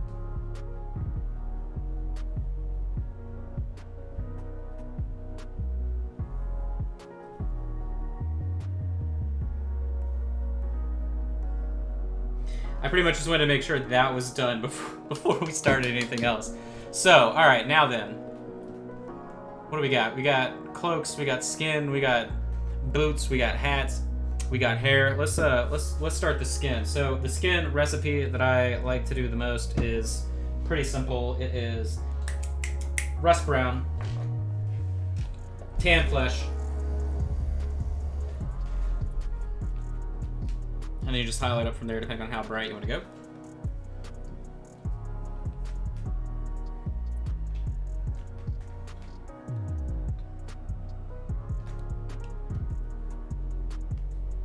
I'm going to be utilizing the zenithal here. Now remember, I am going to be taking a short break right at 3. And then we'll come back for another 2 hours to finish out the rest of the paint job.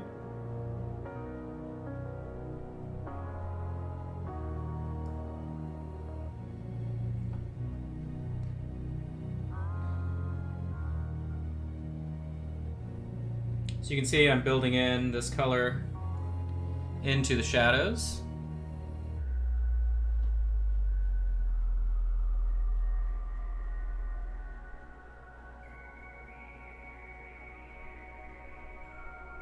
Retaining as much of that zenithal as I can. This really isn't too difficult here.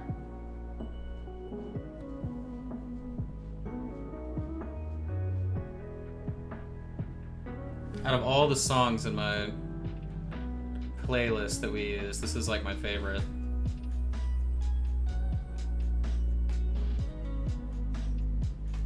What color should we do for the hair? Go ahead and drop that in the chat. We'll do a purple cape.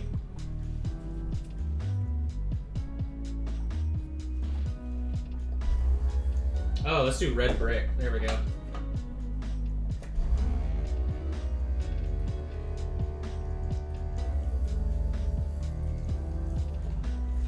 Red hair? Well, there's a vote.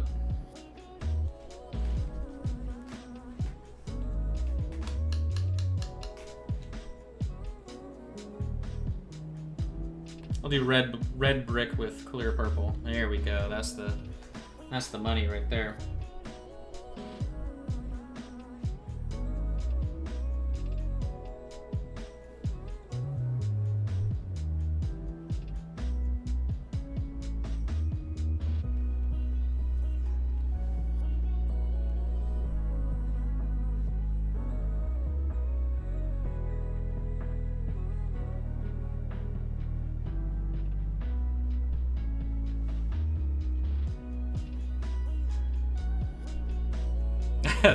My work here is done.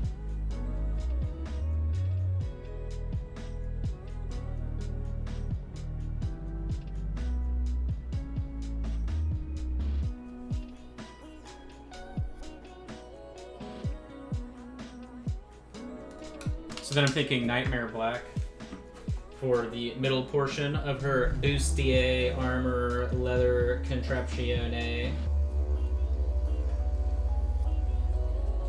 Something like that.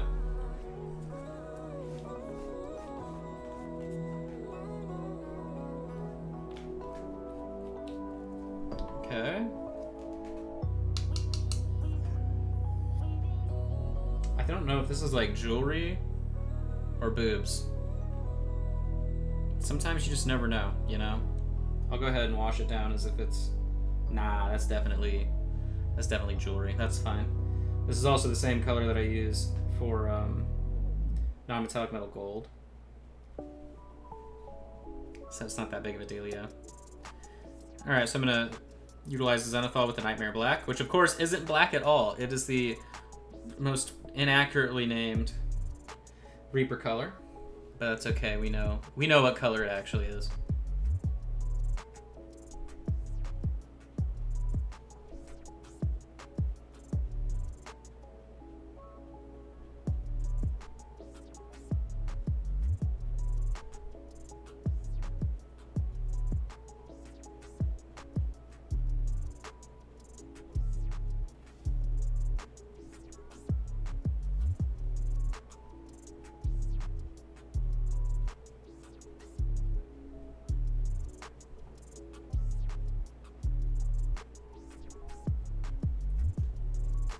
Okay, and I'm gonna do the same. We'll do Nightmare Black here on whatever these big ass her collar is here. She's got the lapel from hell.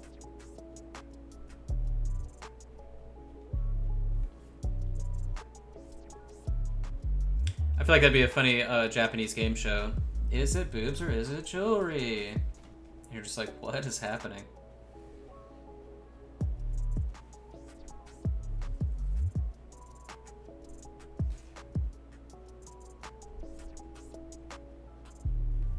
What color should the hat be? I'm thinking the hat should be similar. We'll do it in the Nightmare Black for now.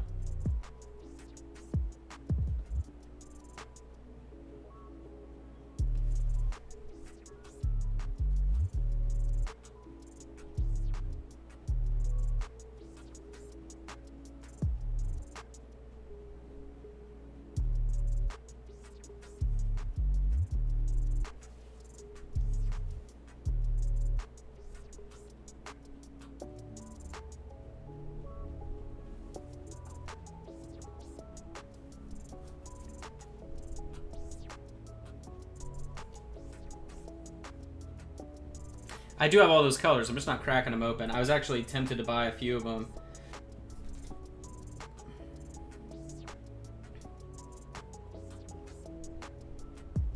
I did add, I think I mentioned I added it, Spattered Crimson and then Auburn Shadow to my permanent paint palette as well. That's the only recent change I've made. And then once Phthalo Green is like publicly available again, which may or may not be like Black Friday, then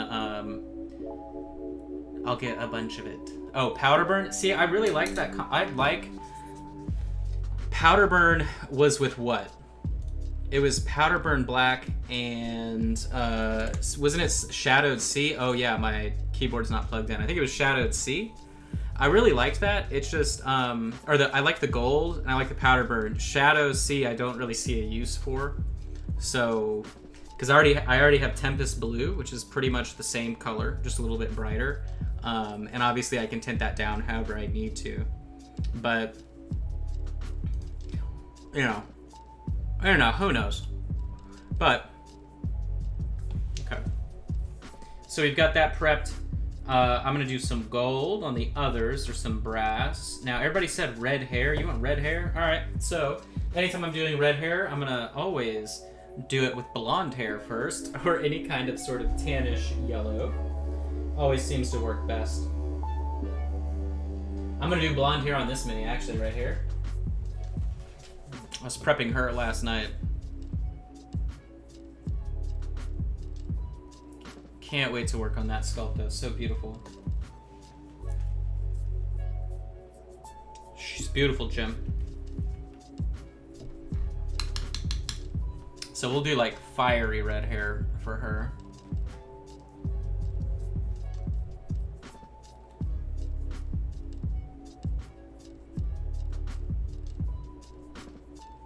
Anytime I do red hair as well, it's got to be very, very good coverage. Rust browned over the blonde. I mean, come on, Joni. Are you trying to tell people all the secrets here? And no, you skipped one color. You skipped one color. But yes. Rust brown is involved. How did you know?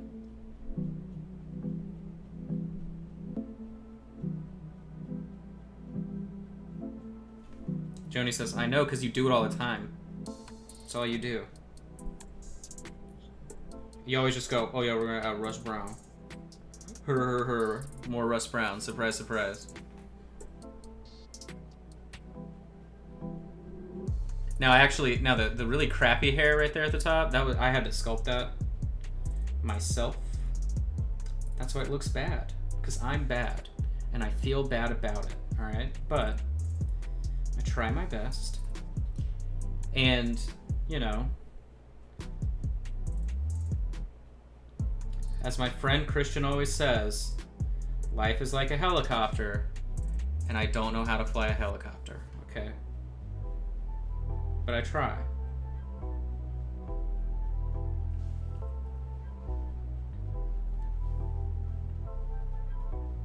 Yeah, rust brown is the best color for skin, period. I don't care what anyone says. I will fight you, okay? I will physically enter into combat with you. Now, I might cry the entire time I do it, but that's just... I like to think of that as like a very guttural, you know, like very basic instinct type of thing.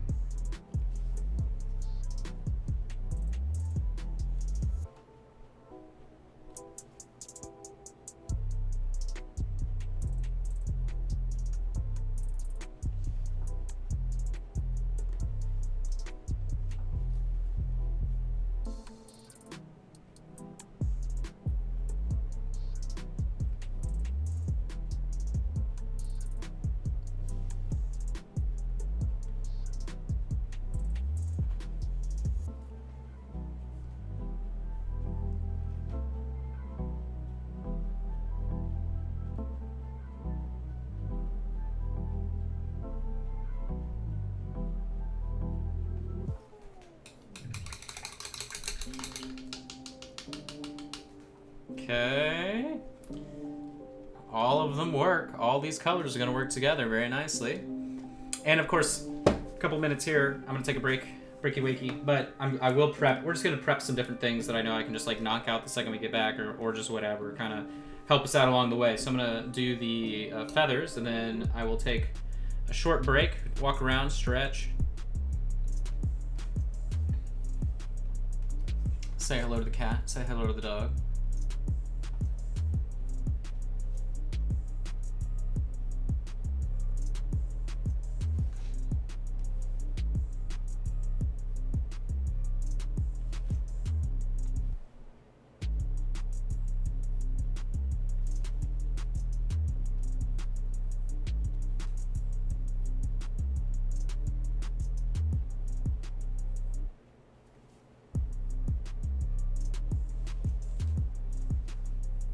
Anytime I'm painting something really bright and totally ignoring the zenithal, it's because we're going to be washing it down a lot to bring out the details. So that's why I'm doing it with the hair, the feathers. I just need pretty much pure pigment in order to successfully prepare the surface for you know, what I'm looking for. And then whenever I'm done here with this miniature today, I'll take photos, and I'll share that for you guys as well.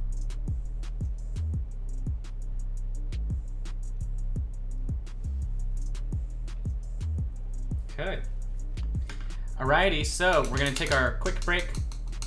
We'll just bounce now so that I can be back in about 10 minutes, whatever. I'm probably not gonna take 15 minutes or 10 minutes. It'll be just be a little bit. But whenever we're back, we're gonna be finishing out the rest of the miniature. So definitely excited for that. Remember, hang out. I will see you soon. Thanks so much for hanging out with us as we do our fun paint job. We'll have more airbrushing once we finish out some more of these sections, as we implement more colored shadow and natural application. So I will mute my mouth device here, and I will leave you with... That's not the right thing. That's not right. Is this it? There it is. Alrighty guys, I will be back.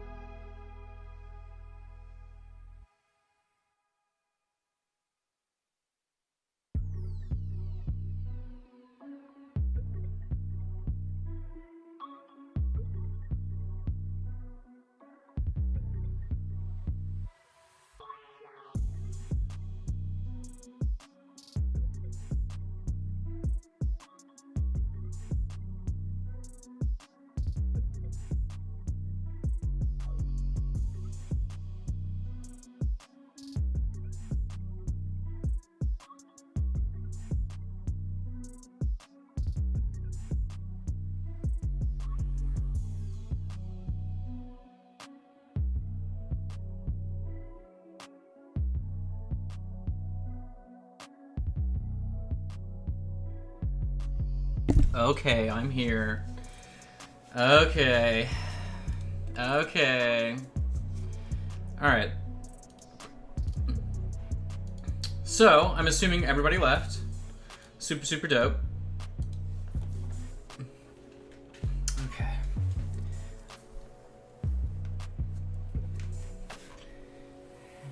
Baked potatoes filled with sloppy joes. What happened when I was gone?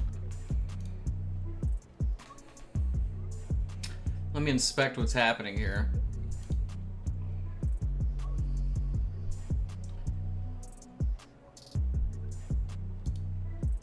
Oh, I can't actually scroll. Okay, that's fine. That's funny. That sounds good. Sounds pretty good, man. All right, so let's do the hair.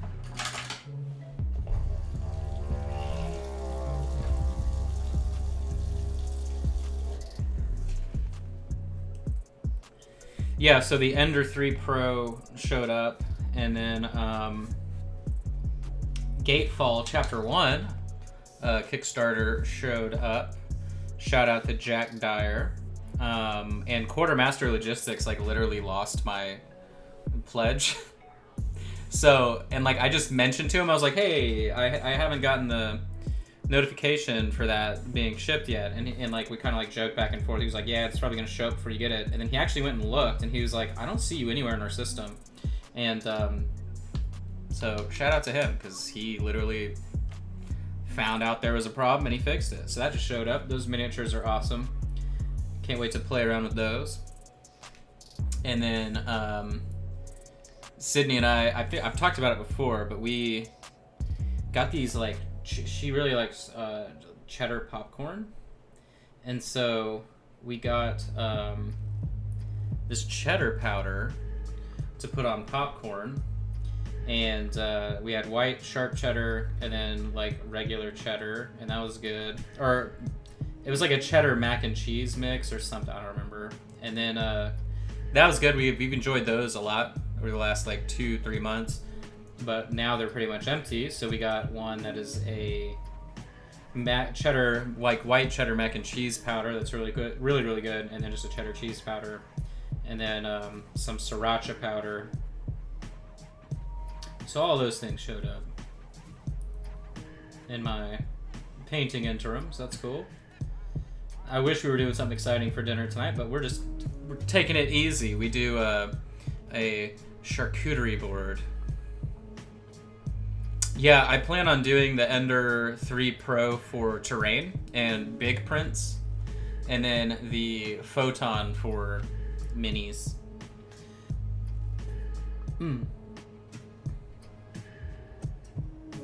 But they were on sale, so how could I resist?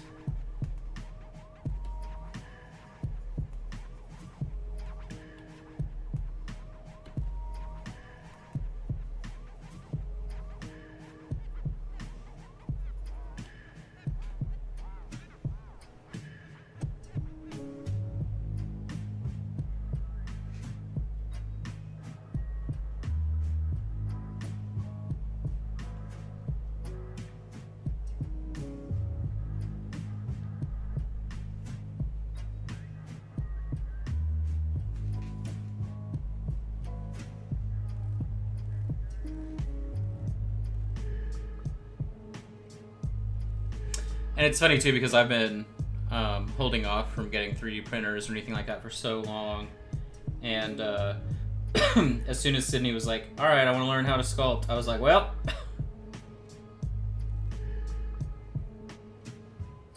it's the only excuse I needed.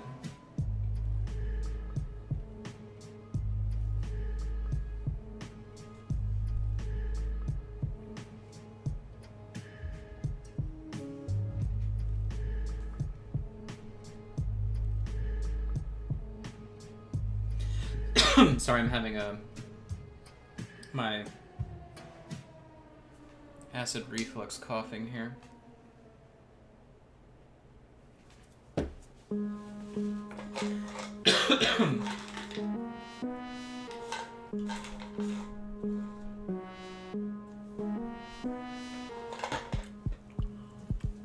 using my table Gaviscon.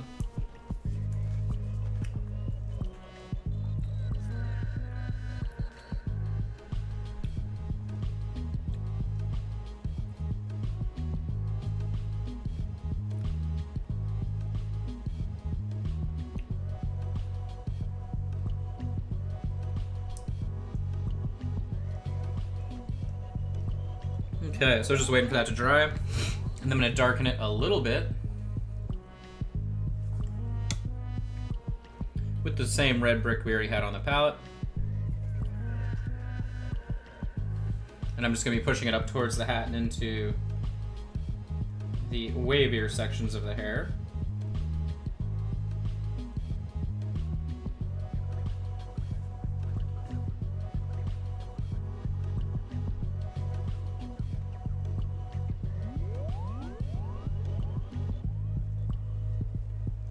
There we go.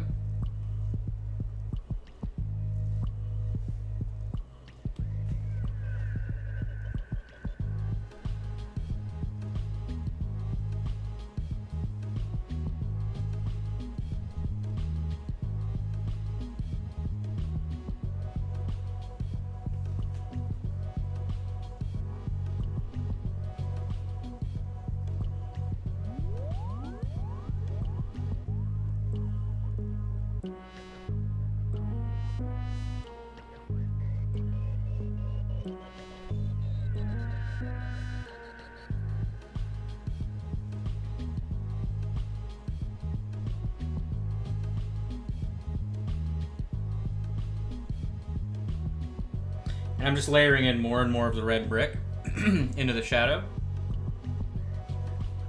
And like I said before we took our little break, right, anytime I'm working with a light color, I always like to work my way down rather than highlight up. Which, as you can see, gets you great results, as long as you know what colors to play with.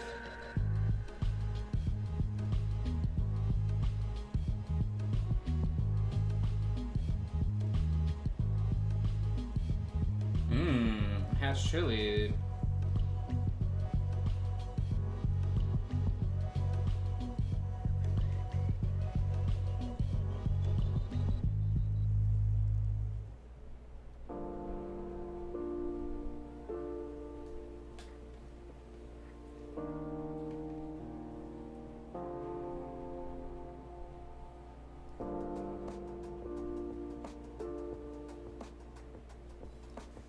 All right, cool. Contrast-wise, I'm fine with that on the hair. We'll highlight it back up.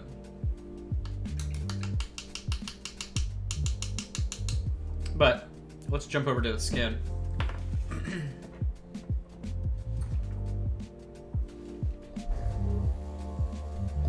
Actually, here we go.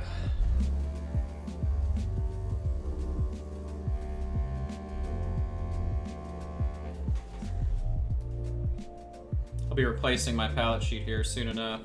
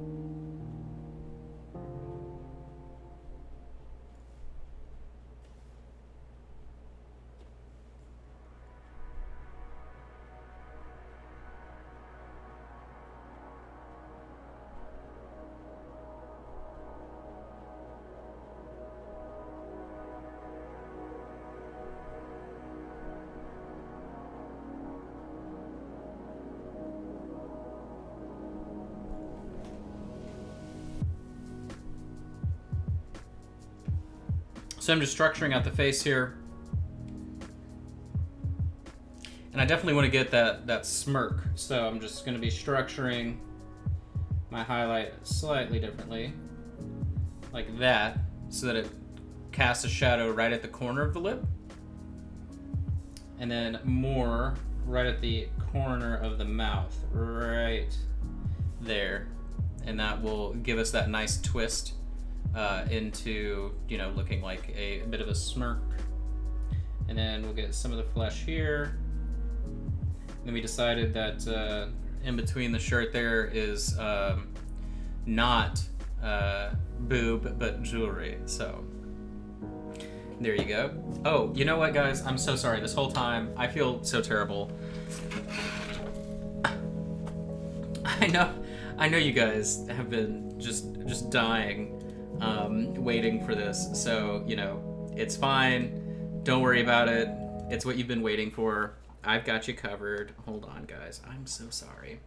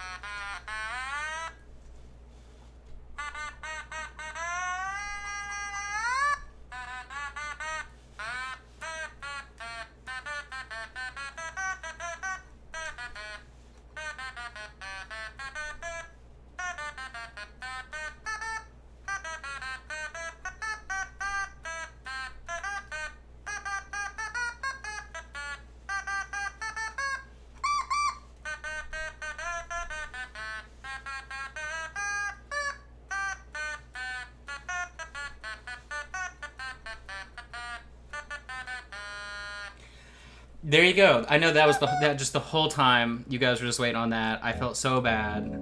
I mean, I'm so sorry. I try and do a performance for you guys every time now, and I just forgot. So there you go. Hopefully that improves your day.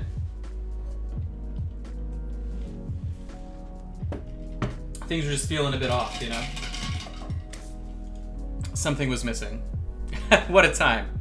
What a time. All right, so let's continue here. So we need just a regular old scan. Where is my tanned flesh? Where's she at, homie? Right here? How much do I charge for weddings? That's a good question. It's a good question. Depends on if I get food or not. If food's involved, then I need to see the menu, but probably cheap. I'm over here in palette land. Look at what we've done to this palette today.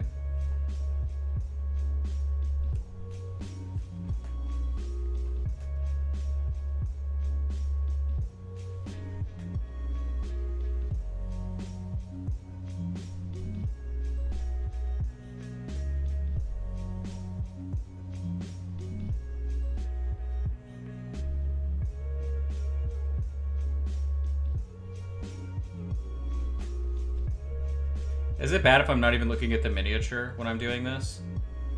Can I just do it by looking at my monitor? Is this a world first right here? When you don't look at the mini to paint a face, but you look at a monitor?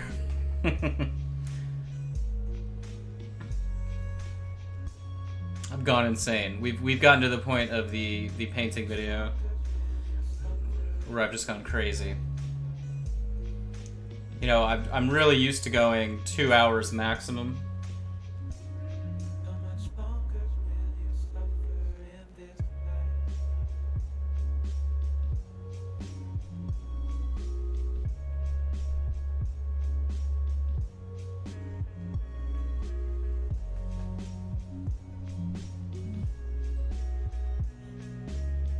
Send help.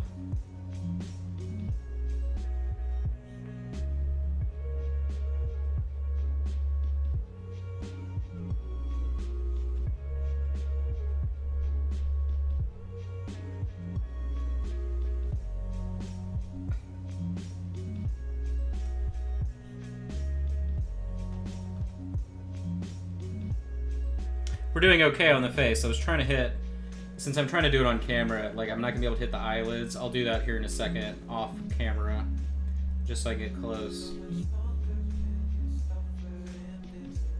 But since I've got this big ass DSLR in my face, I can't really, can't do it.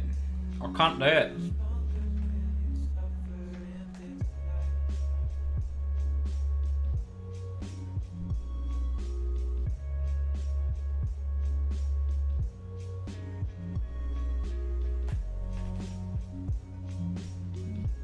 Okay, let me get down and dirty here.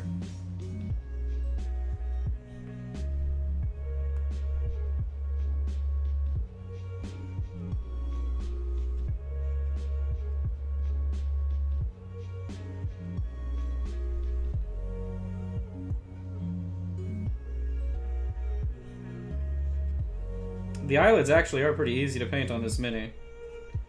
Now that I'm in there knocking them out, there you go. And then we need a little bit of white, a little bit of the blonde hair,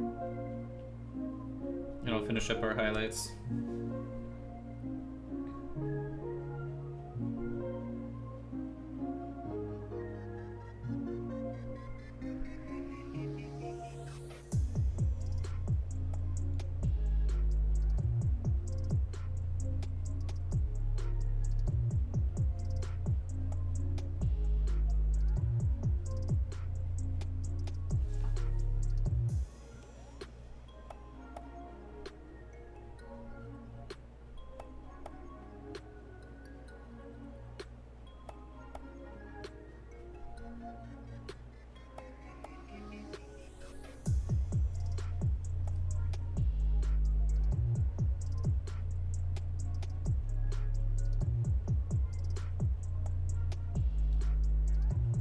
And then I'll go ahead and do the vampire fangs here.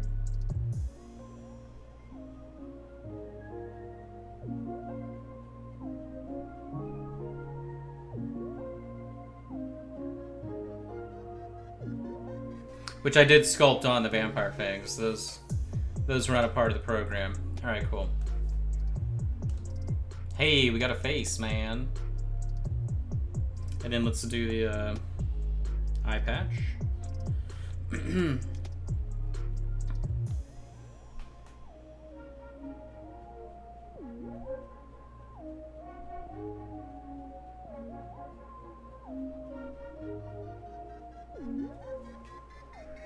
She has one of those magical eye patches that just kind of sits in place. It's weird, I feel like my lighting has changed in here. It's not part of the day.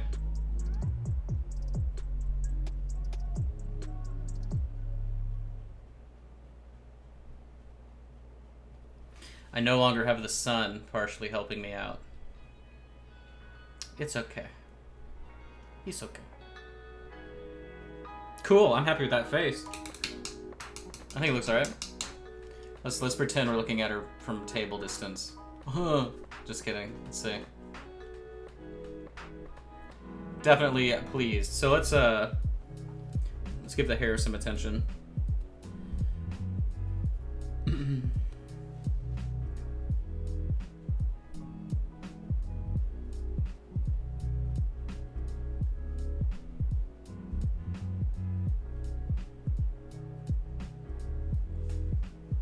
Oops, where am I? Hold on, sorry.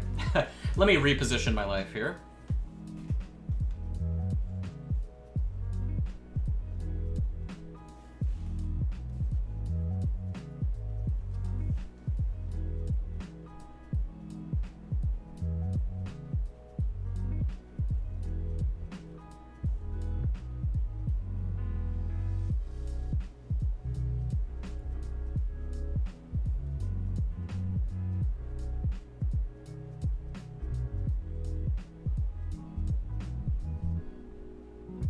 Thanks for hanging out with me today, though. I hope you are having a wonderful Saturday.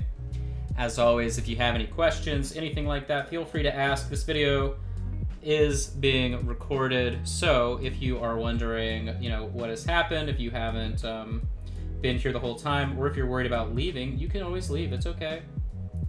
It's on YouTube, it's on Twitch, it's on Facebook. It is everywhere. So you guys can always come back. If there was a certain section you were like, oh, I need to remember that. Whatever the case is. So, but I had planned on doing a very long in-person class at ReaperCon this year. And I had also thought about doing, I'd spoken to Ron about doing a extended, just like open air session in the main hall, similar to this, where people can come and get help and whatever, and see if that would count towards, like, you know, your painting time, your class time, or whatever. But we had all the grandest plans, of course.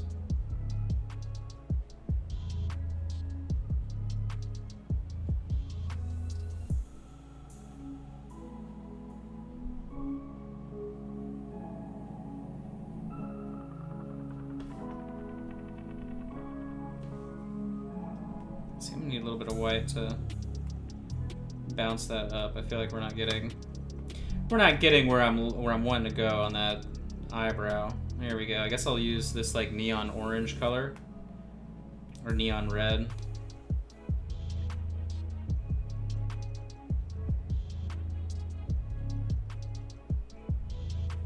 There it is.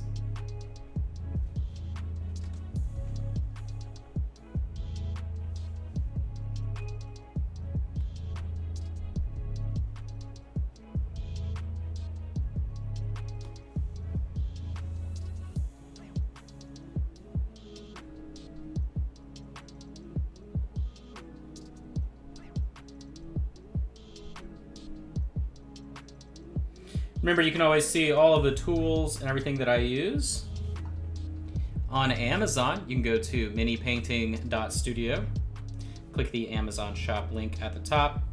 Any purchases you make after following that link, even if they're not hobby-related purchases off of that page, I do get a couple pennies per purchase, so that helps me out every month. I get a little kickback, so I do appreciate the people that take the time to do that. Helps me survive.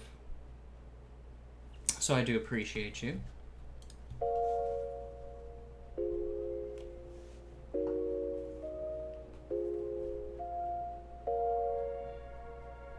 Of course, you can always book private sessions as well. And actually, if anybody is watching, if you're interested in a one-on-one private lesson, I guess I would offer them at 50% off. So if you are interested, you can check out my shop, minipainting.studio, and you can see kind of what that entails, but I would limit it to one session.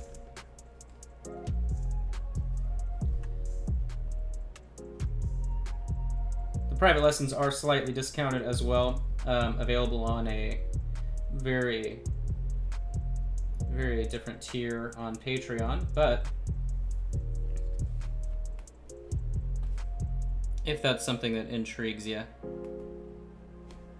we'll do that as well. But I've had quite a few people do the private lessons and really gain so much out of them. And they're definitely tailored to you, whatever you would like. Just depends on what it is you want help on in your painting.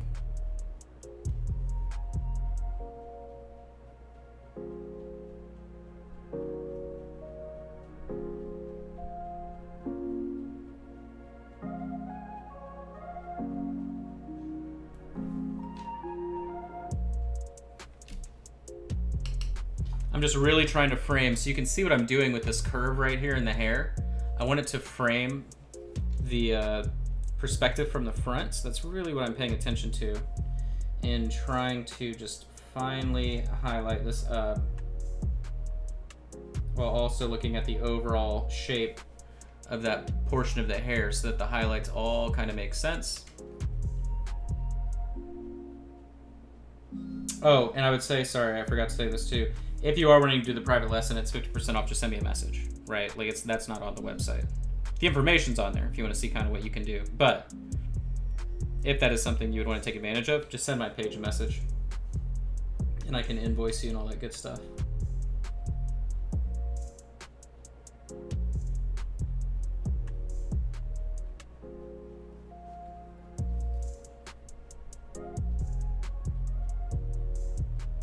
Luckily, the hair sculpt on this is not too finicky. Now, obviously, my ugly hair at the top is pretty bad, but all right, so I'm pretty pleased with this. I think I'm gonna use this darker purple color to section out the hair and the face just right here, because it's not as distinguishable as I prefer. So just right here, just darken up that edge. There we go.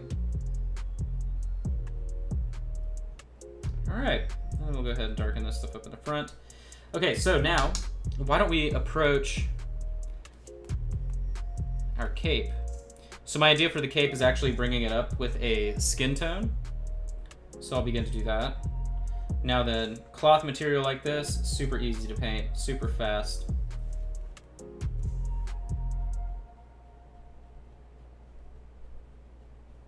This color is really rich, so it's not going to be too much of a challenge to make it look good. Oh, now there's a bit of a metal sort of anomaly there. And I'm just mixing in a skin tone to build out our highlight, and then as we go up brighter, then I'll use something like Imperial Purple or something similar to that to glaze on top.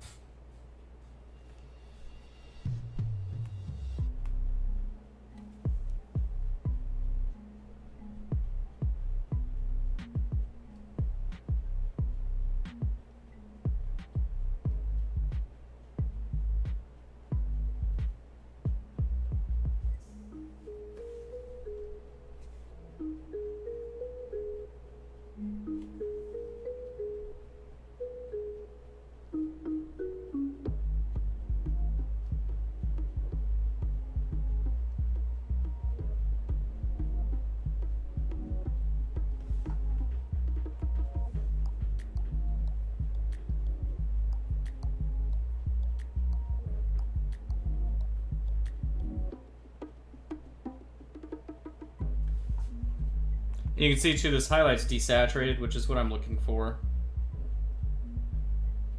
I don't want it to be like a pastel color.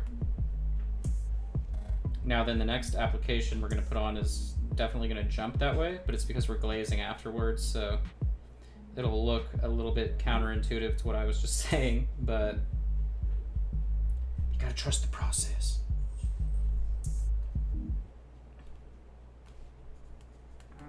This is similar to the technique that we did on the King of Hell paint along.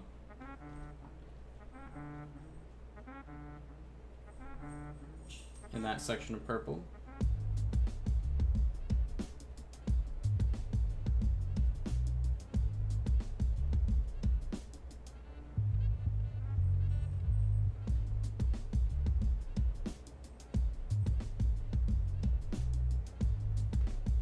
So let me there we go. I'll just adjust. You can see I'm working in like a soft texture into the fold.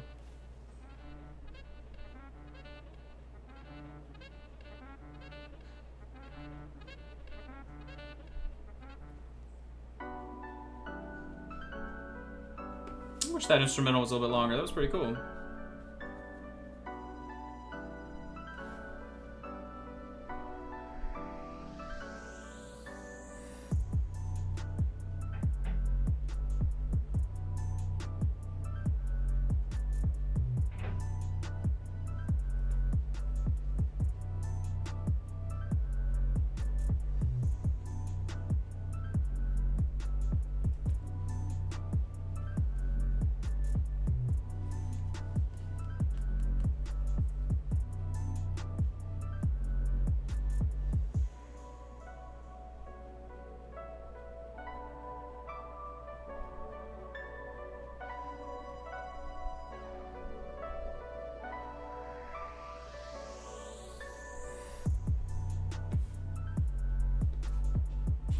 Okay, let's knock out the back.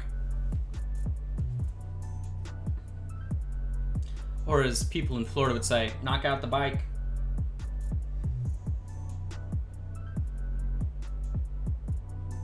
Very specific Dade County accent.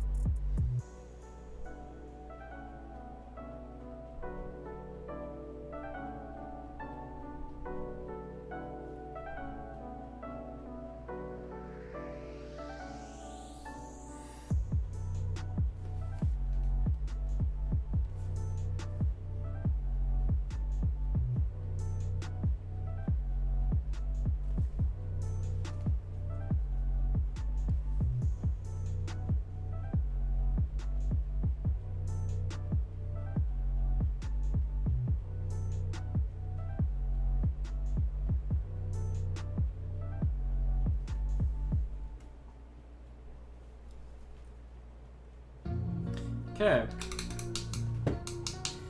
So I'm gonna get clear magenta, clear purple. I'm gonna mix the two.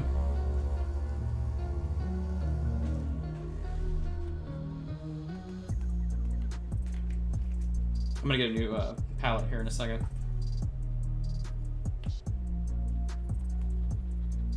That is a nice purple.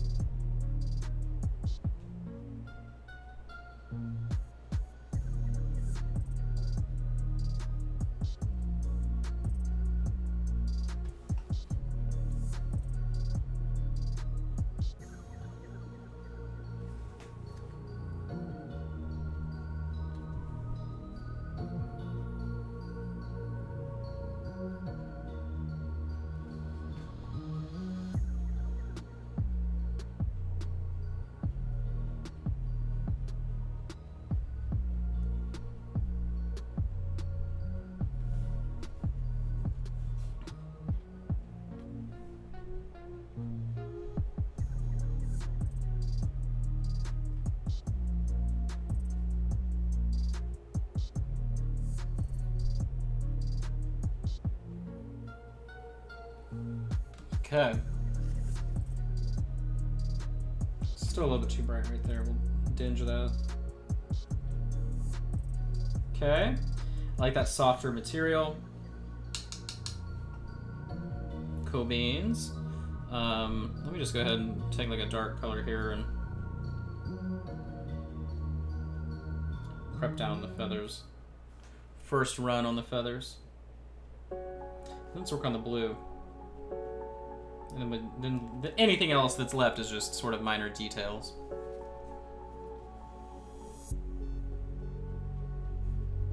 As we pull into the last leg of this adventure here.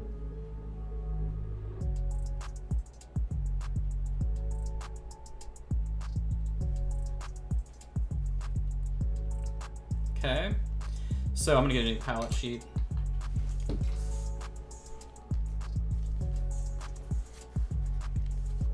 I make a nice little palette burrito here anytime I toss one. There you go.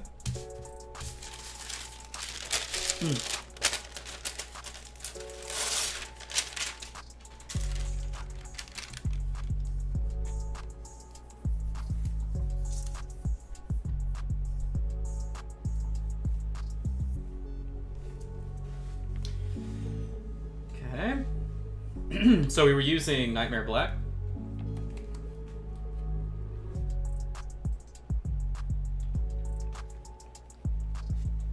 And I think we're gonna use a lighter skin tone here for the highlight.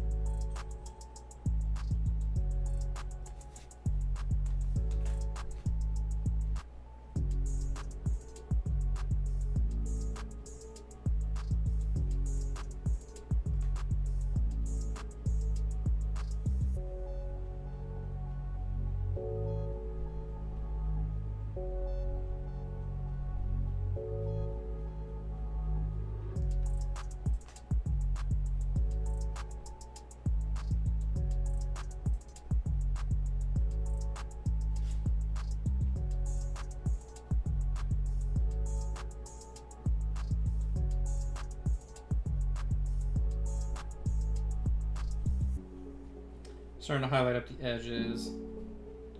A nice trim that's going on here. And this is going to be one of those scenarios, right, where I want to go far brighter and then glaze my way down.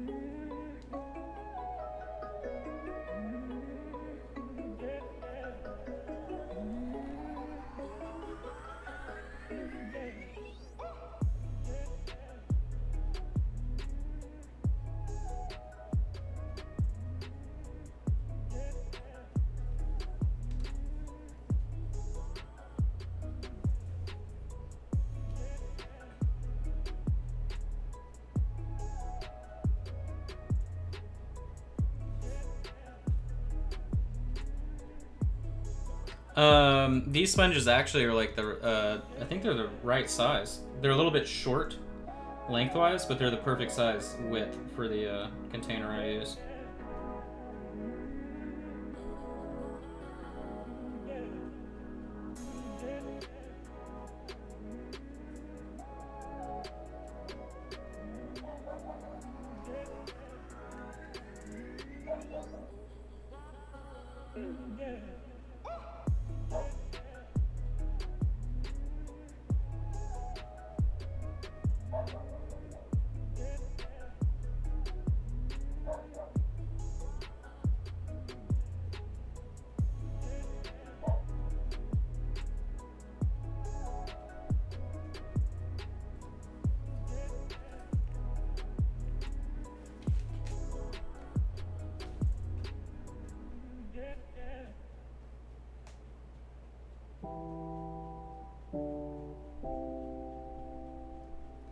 And these sponges used to be listed on the Amazon shop. I think they still are. I don't know if they're available, but because they come in like a pack of like 8 or something. I don't know. You get a lot of them, and one will last me forever.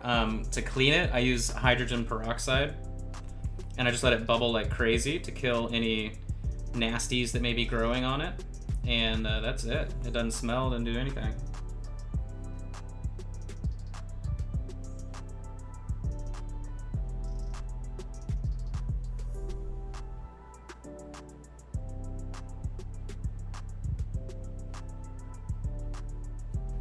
Because I know that's like the most frequent complaint, right? Is people are like, it's hard to smell. I threw it away because it's hard to smell.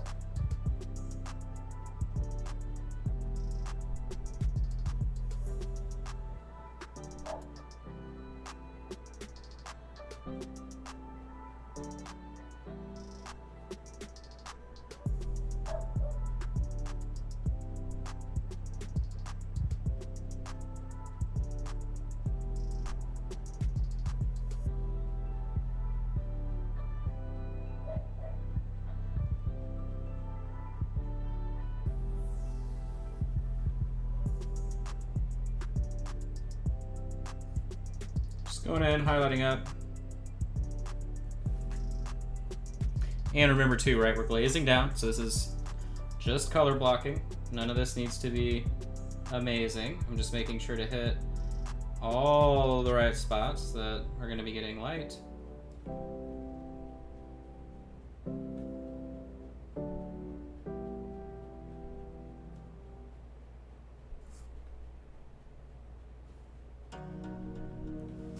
A little bit more water here.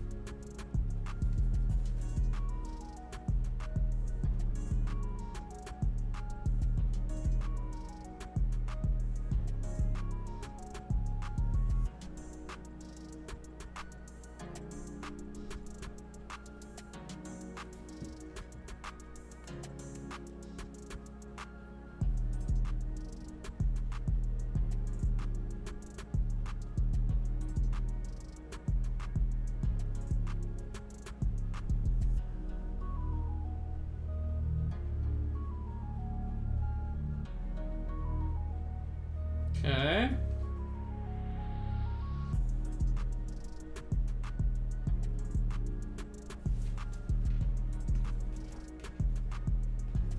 And a little bit more of the flesh tone, and then we'll start glazing it back down. And I'll use a different blue to glaze it, so that way we get a really, really rich transition. I don't like to use the same colored glaze on top, typically, when it comes to cloth. Any kind of material that is like fibrous.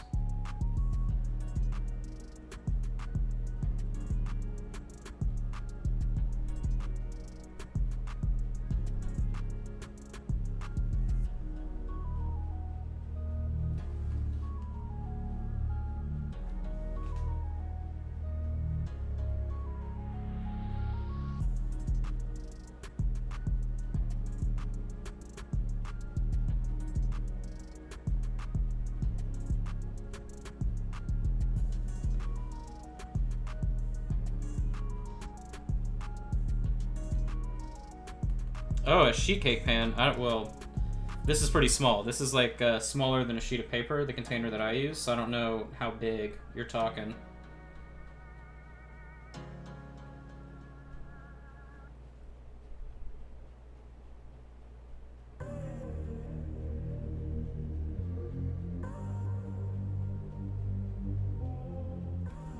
But I thought about that, like that's the thing is, if I didn't stream, I would have such a larger wet palette. But because of the way that I work, like I'm so used to having my wet palette like right here, like I don't know, 4 inches away from where I'm working. Otherwise, I would have it be like my entire working surface. But that's just how it goes.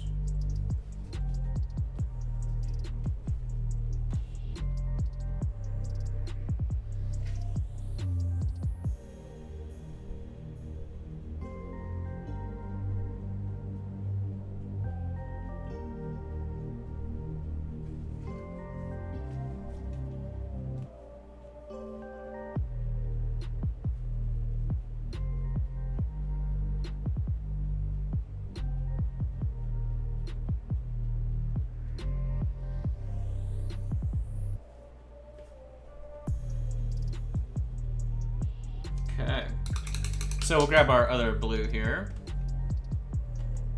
Actually, no, we need to, no.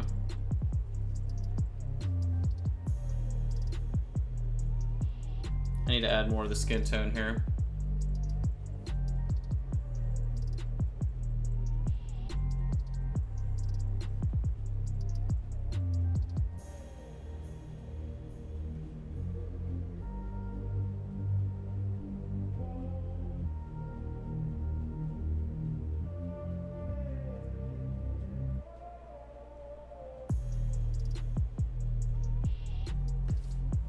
There we go.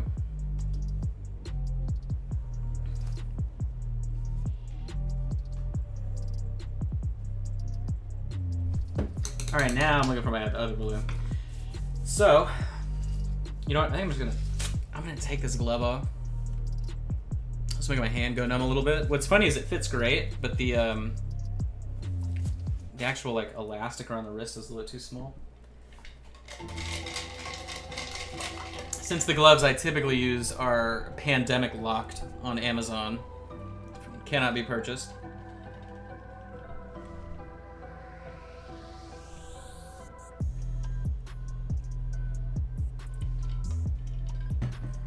All right. So I'm looking for, let's say like, dragon blue. I don't know. Seems good. I probably should get this off my table though, because it's not part of my palette. But it is a part of the Miniature Monday kit, which is why it exists. Which is why it's there, because I've got all those paints. Man, all those Miniature Monday paints, like I'm never going to use, and I have every single set that's here. That's why I'm reconfiguring my that giveaway I was going to do, because I really can do more paint. I think I may just do like the biggest paint thing ever. Okay, let me see, make sure I haven't missed anything that's happening.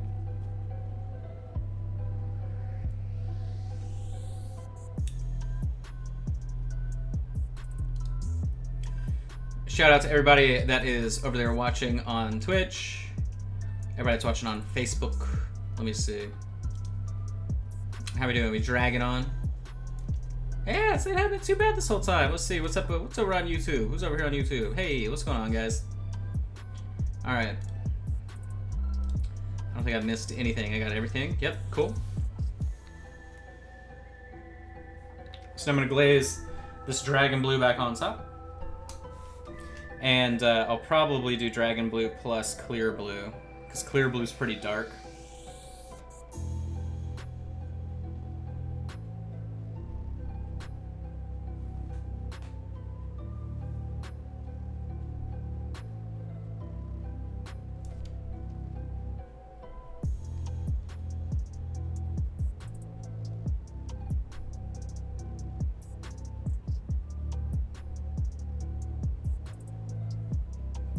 Just smoothing out my transitions here with the glaze.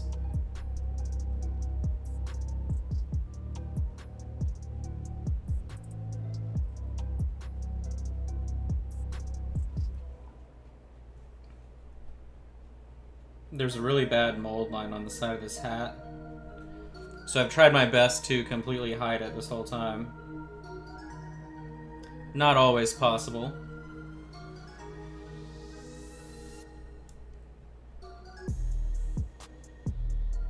But yeah, the way that the accessories on that metal kit worked, it's kind of hard to hide, just by the way it's placed in the mold.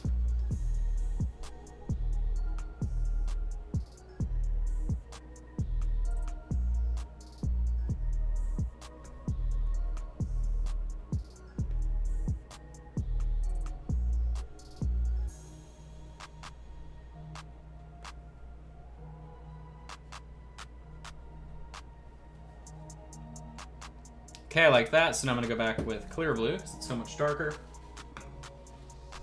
And honestly, I can probably use clear purple as well, and then you won't even notice, right? It'll just layer in. Or I could do, I should do clear green on top. I'm being dumb right now. Because clear green will actually just look like a shadow. But it's okay. I'm not too concerned. There we go.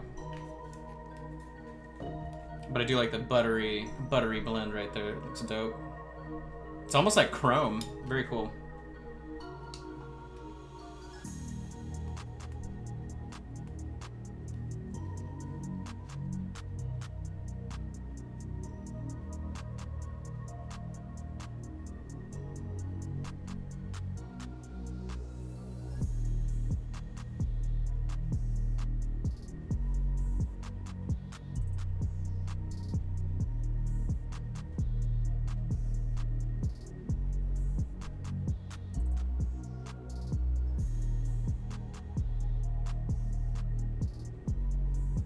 Look at that color. I mean, isn't that awesome?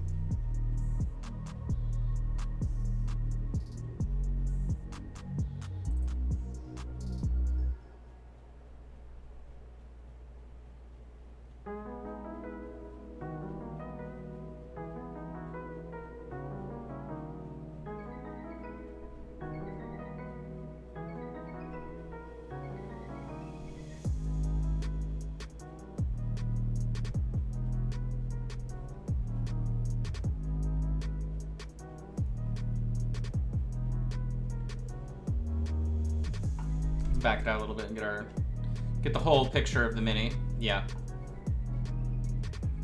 Very pleased with our efforts here.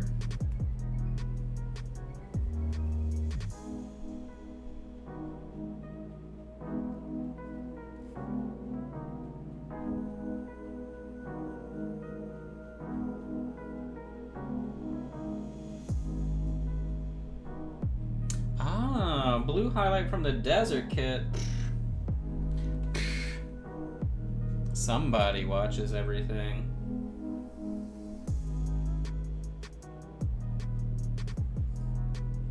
Thank you guys for the support on Miniature Monday too. That's been a very cool learning experience. Excited to see what comes next after it.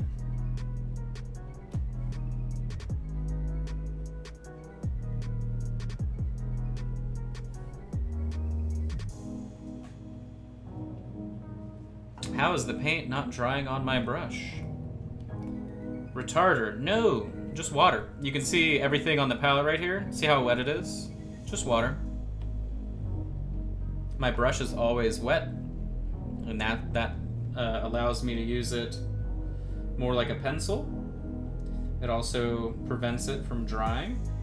Now then, that being said, the smaller I go, so if I'm using like a 5-0 brush, 10-0, 20-0, it will dry, but I just have to be quick about my application. But yeah, I just use water. Nothing fancy. All right, let's do this little top section here.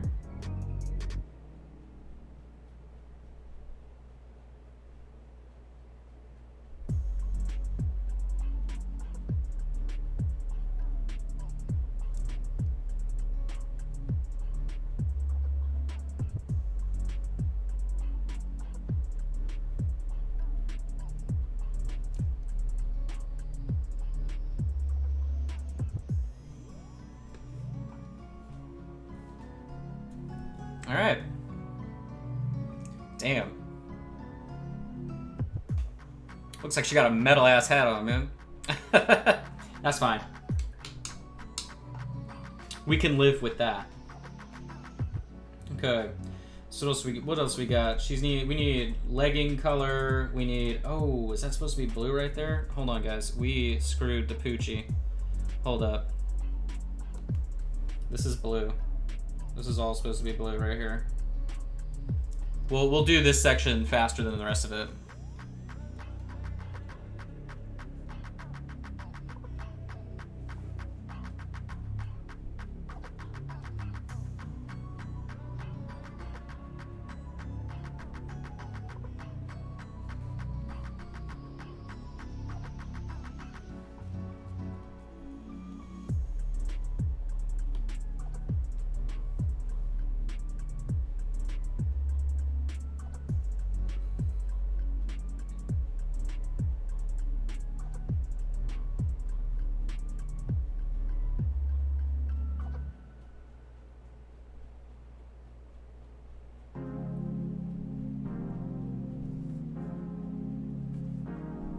How do I even hit that angle? I can't hit that angle. I gotta get, oh my god.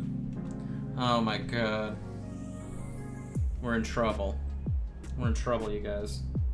I can't get the top of the thigh to you, Andre. I wish Andre was watching right now. I miss my dog.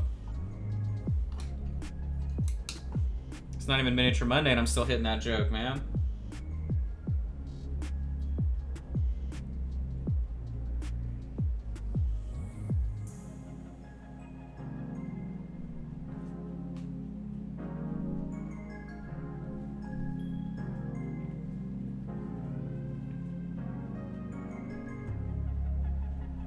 Okay, so what I'm analyzing too is where. Okay, so what I was doing is I was looking at where I'm going to be airbrushing anyway.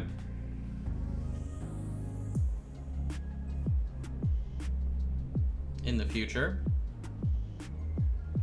Cool. All right, so got the plan of attack for everything else. Let's go ahead and get rocking. Let's do our golds and our brasses. And pretty much we're going to be done here right on time. How cool is that? Wow, Josh. I mean, I don't want to toot my own synth, but it's always awesome.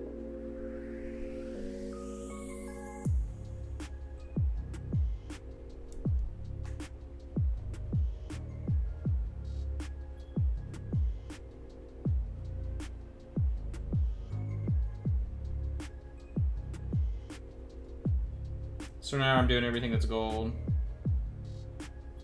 which is the majority of the miniature. The stuff we have remaining, I should say.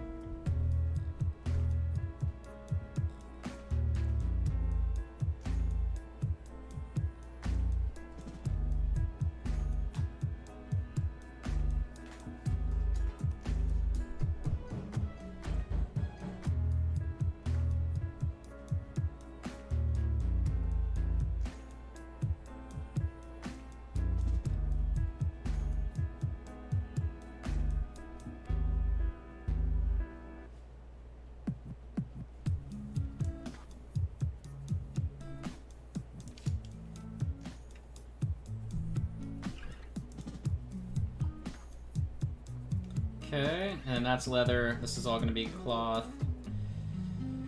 Red, red. Okay, cool. We're getting there. How exciting. All right, let's wash all that down.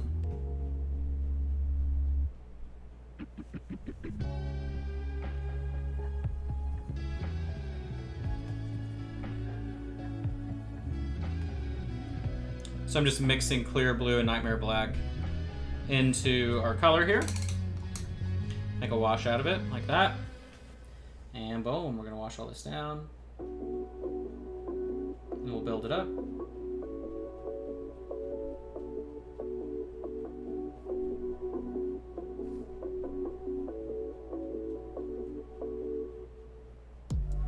Anywhere I require multiple coats, I'll go back as well. I'm not too concerned.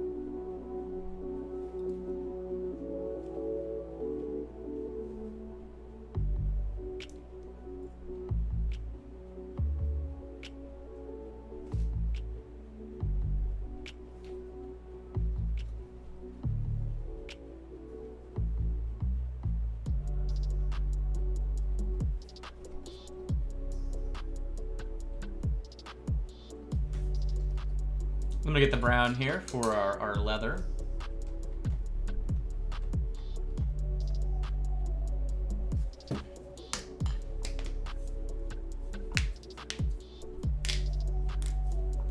As I pop every single knuckle in my body. All right, so we got oiled leather. Does that work for leather? Probably.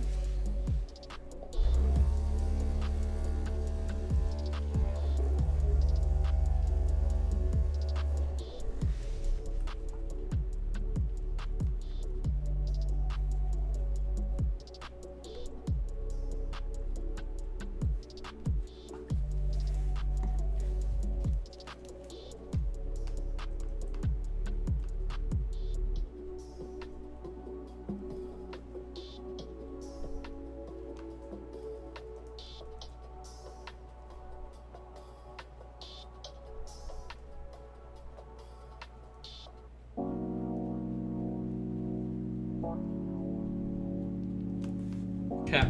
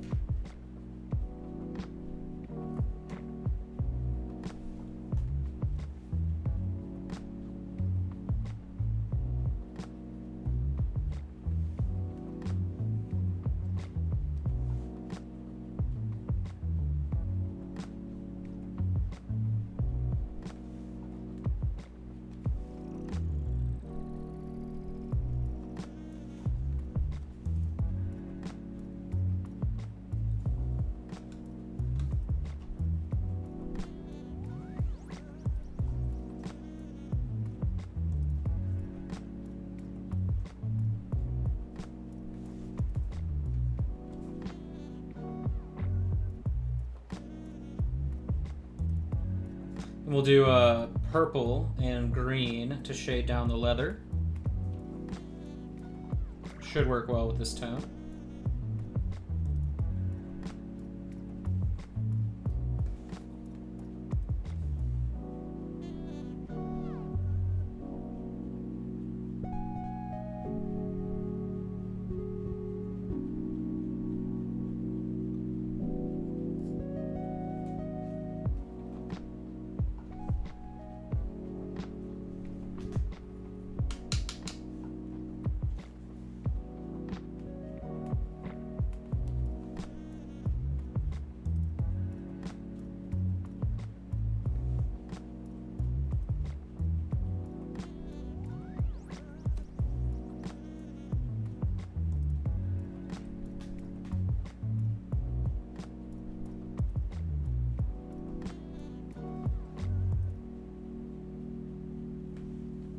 tone that down with a bit of a clear blue glaze here.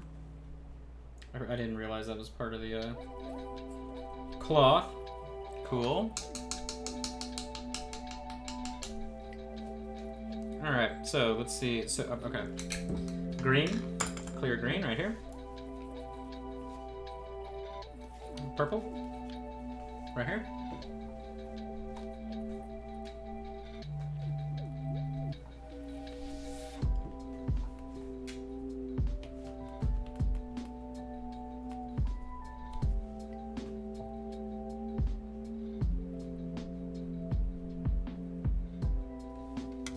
The reason I'm using the purple first is because this is like an orange brown. Orange and purple color theory always works best together. Remember, you can get my color theory tool, the periodic table of painting. You can get the digital version, print it yourself, or use it on a big screen, whatever you want to do. You can get that at minipainting.studio. Just check out the shop. But I'm just following a color theory here.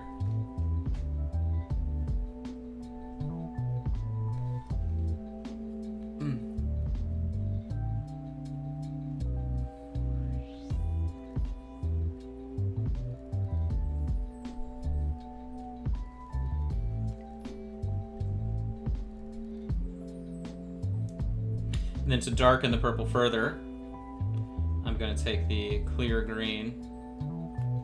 It's a very simple glaze in between.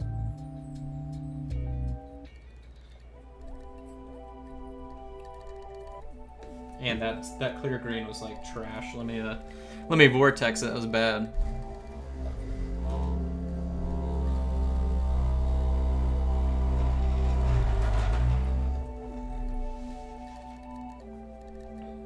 There we go.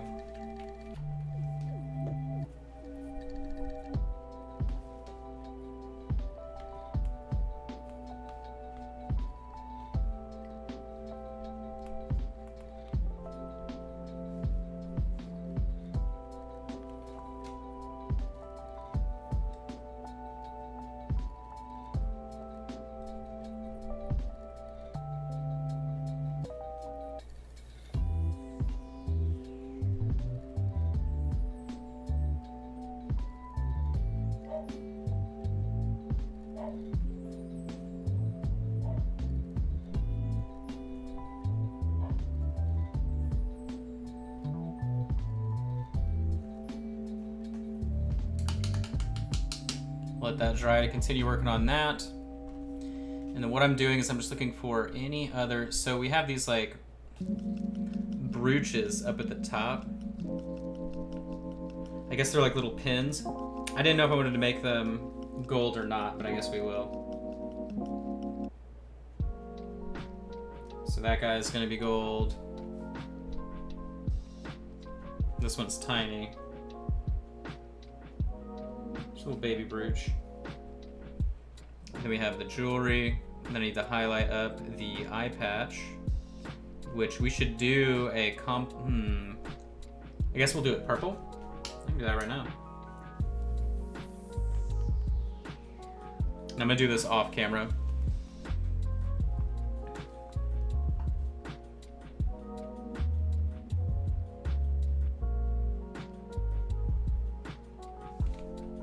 Only because I need to get it like at a very odd angle here.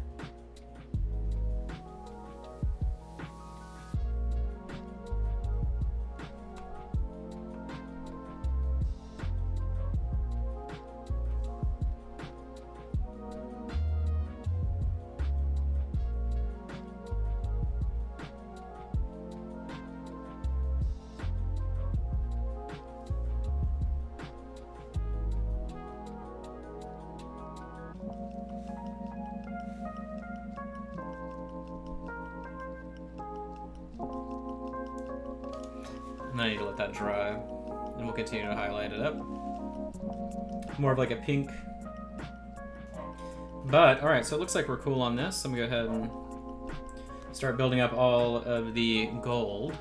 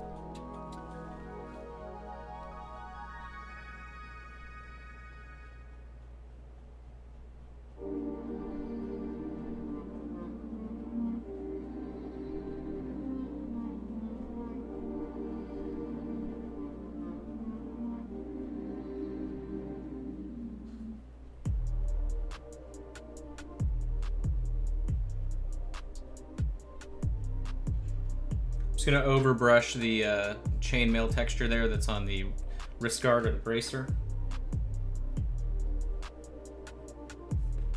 That is a texture I don't want to fight, so I'm not going to.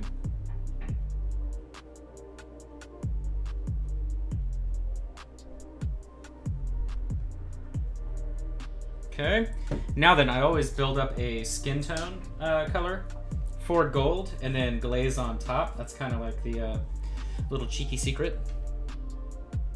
Just applying yellow at the end. And I usually use marigold yellow, which actually looks like a deeper orange, but when you thin it, it works really well.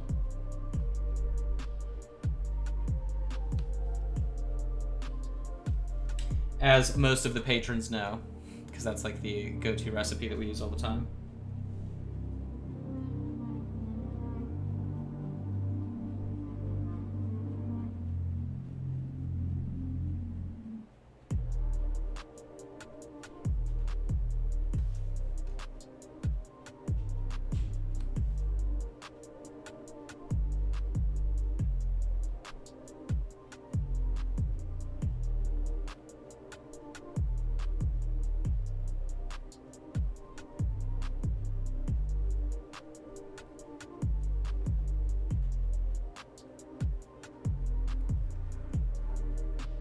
Smaller the object, the brighter the transition ends up being. It's at least how I typically do it.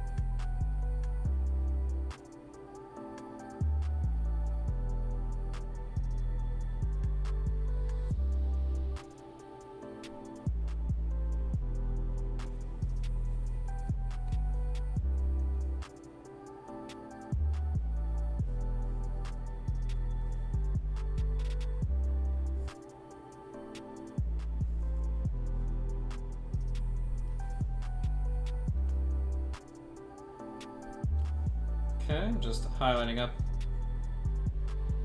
using different skin tones here.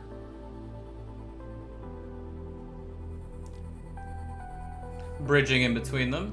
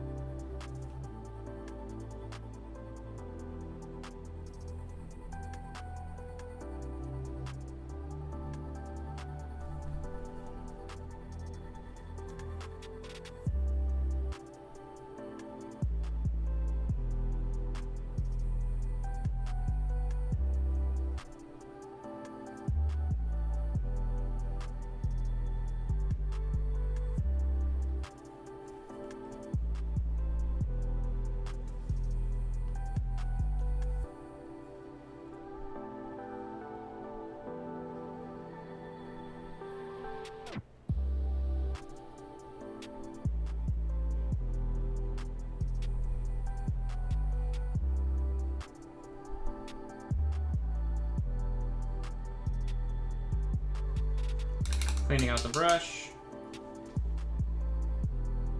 It's getting too clogged at the end there.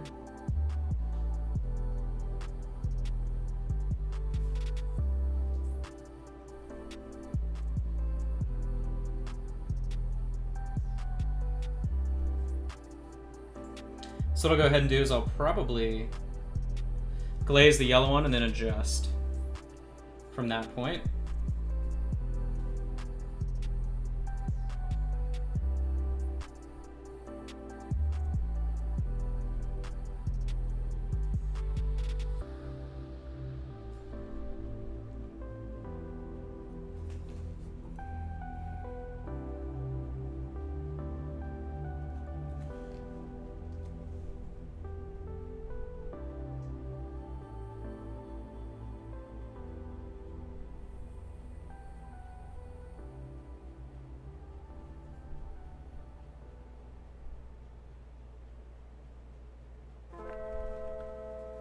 I'm just free-handing the jewelry in there because we'll wash it down enough to where it obscures the majority of it. Okay. Get the marigold.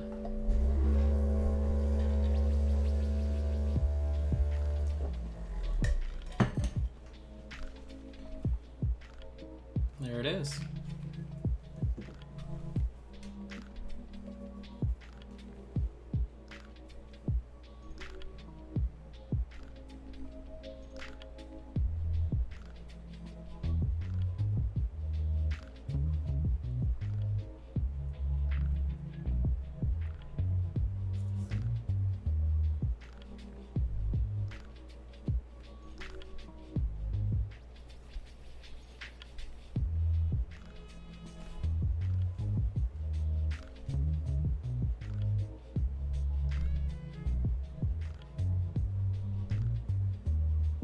And what we're going to do as well, right, is when we do our Natterall application, I'll go back with final highlights in white on stuff. Assuming I don't blow out my contrast. I don't think I will. And that'll be the easiest way to finish everything out.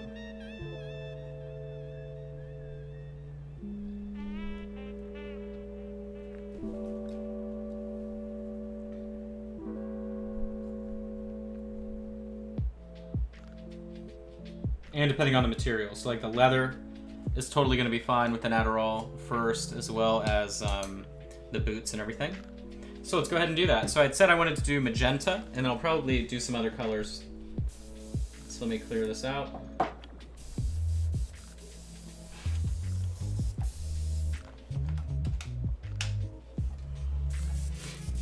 right, I'm going to get clear magenta here.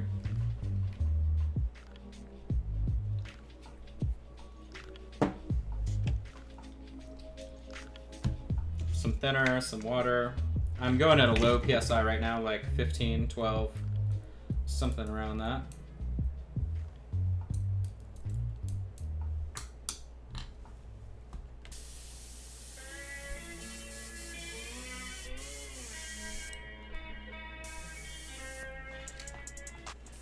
Okay, so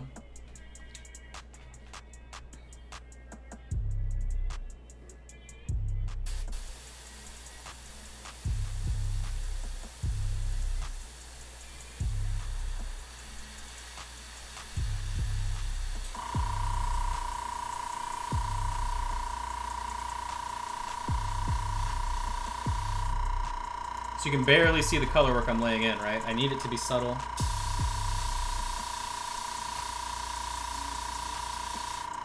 Right now I'm going for the inner thigh there. You can see it tinting the green. Go for the boot. Treasure chest, corner of the treasure chest on the bottom. The other leg. Interior portion of the cape. Going for the midsection under her boobs.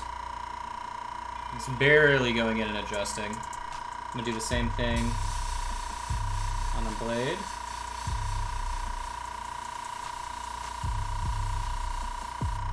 Like so. I mean, you can see how drastically it starts to change everything, and it's just like gorgeous looking. Other side of the thigh, the green armor.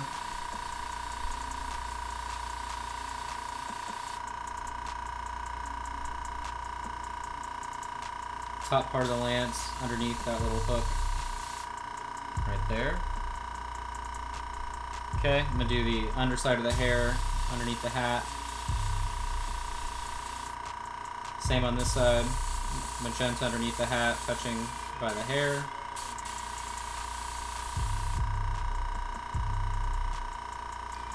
Right underneath that middle section on the top of the hat. Like that.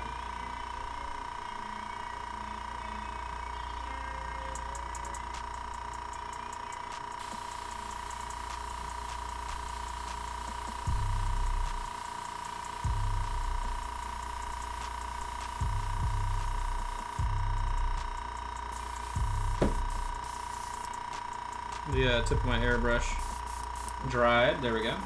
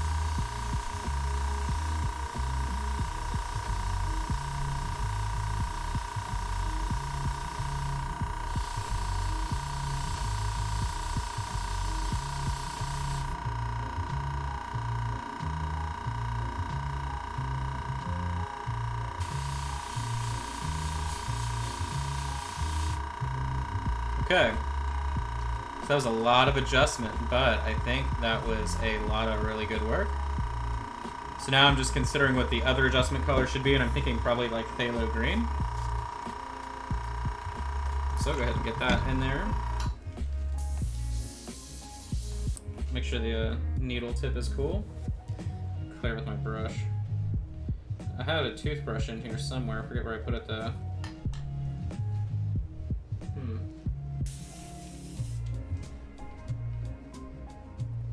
Here, I'll just loosen the needle and move it.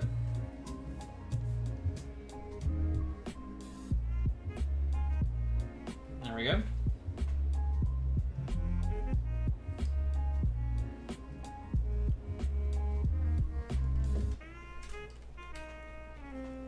Actually, I'm gonna do a little bit of phthalo, but mostly clear green. I want it to be that kind of very bright green.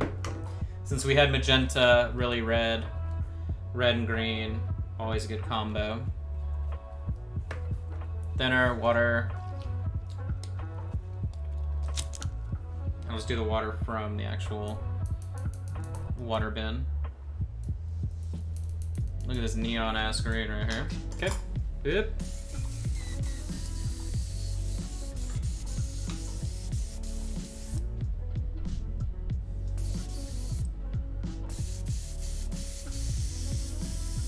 Okay.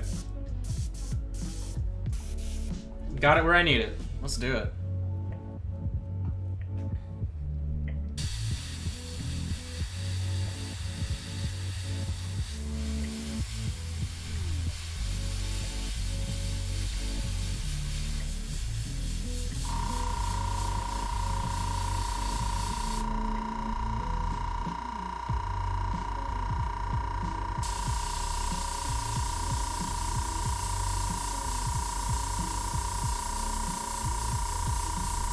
Top of the gold, the shoulder armor. You see it, how it's back up underneath the hair there.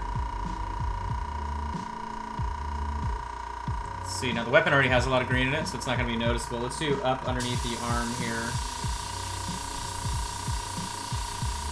There we go. Shifted it in. I want to do part of the, so like right here maybe.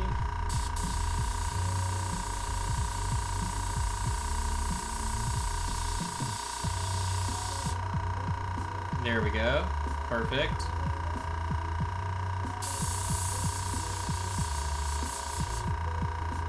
I'm gonna do this right-hand side of the bottom of the hat. Very badass.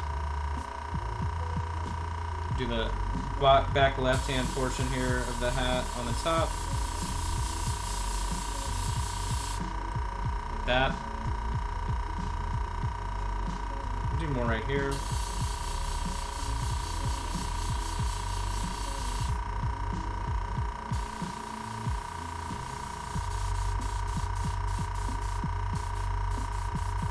Just blow the back out like that. There we go. Do some of the hair.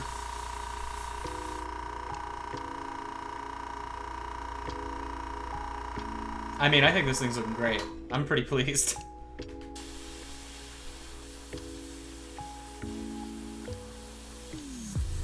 Doing the boots.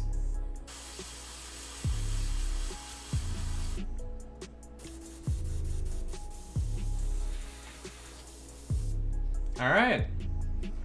Back this out. And then we'll just do final little dot highlights.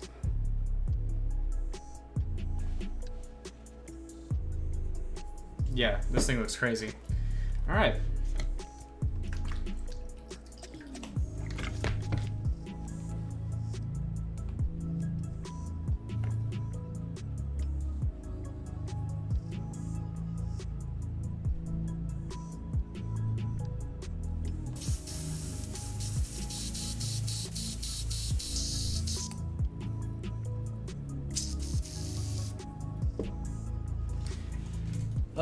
Okay.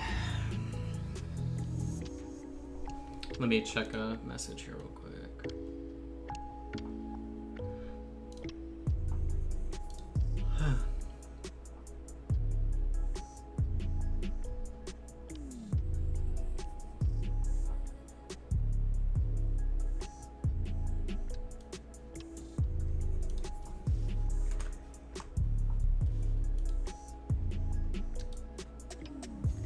Wow, so somebody just messaged Sydney's Instagram about getting a tattoo of one of her illustrations. That's amazing. Alright, so I'm going to use like a... here we go, we're going to use Vampiric Shadow for the highlights.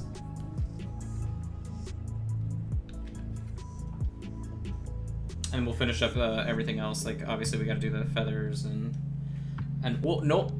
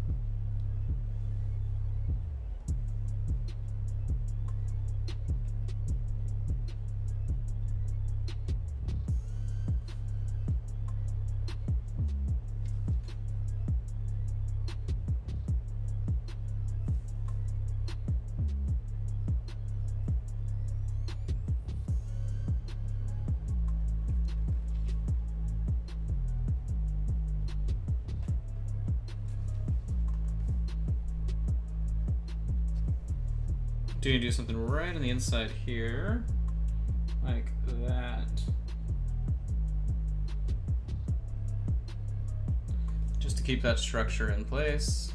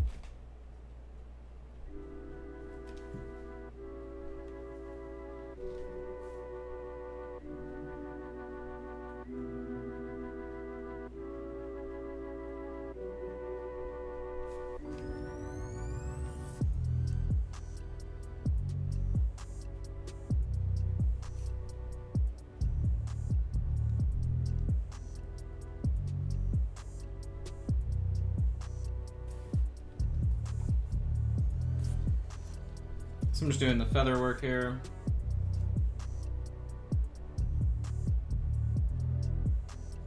Which is, what is this? Oh, wow. It's like a piece of, okay. I'm going to go back and hide that. Piece of weird flash. That's alright. No one's going to see it. It's the back of the miniature. Shh. It's our secret, guys.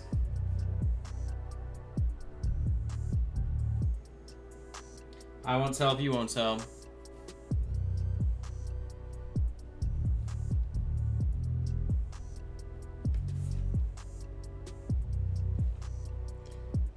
No spoiling.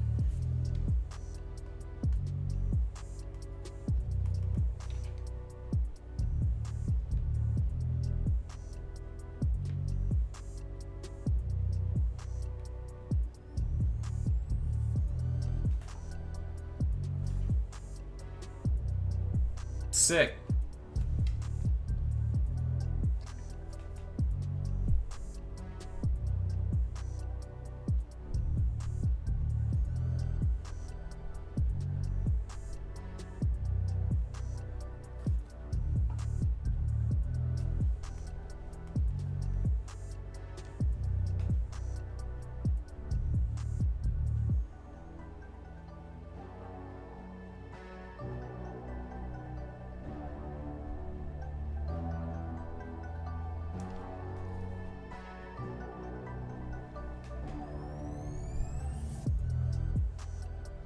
Well, everybody, I think we've had a really fun time today.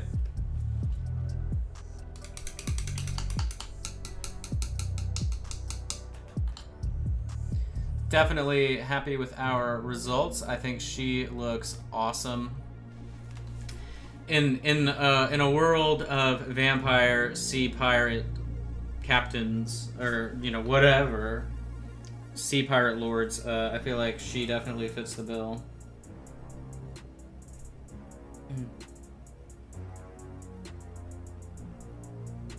Make sure this blade is visible. We really obscured it with the, there we go. We obscured it with the color tints.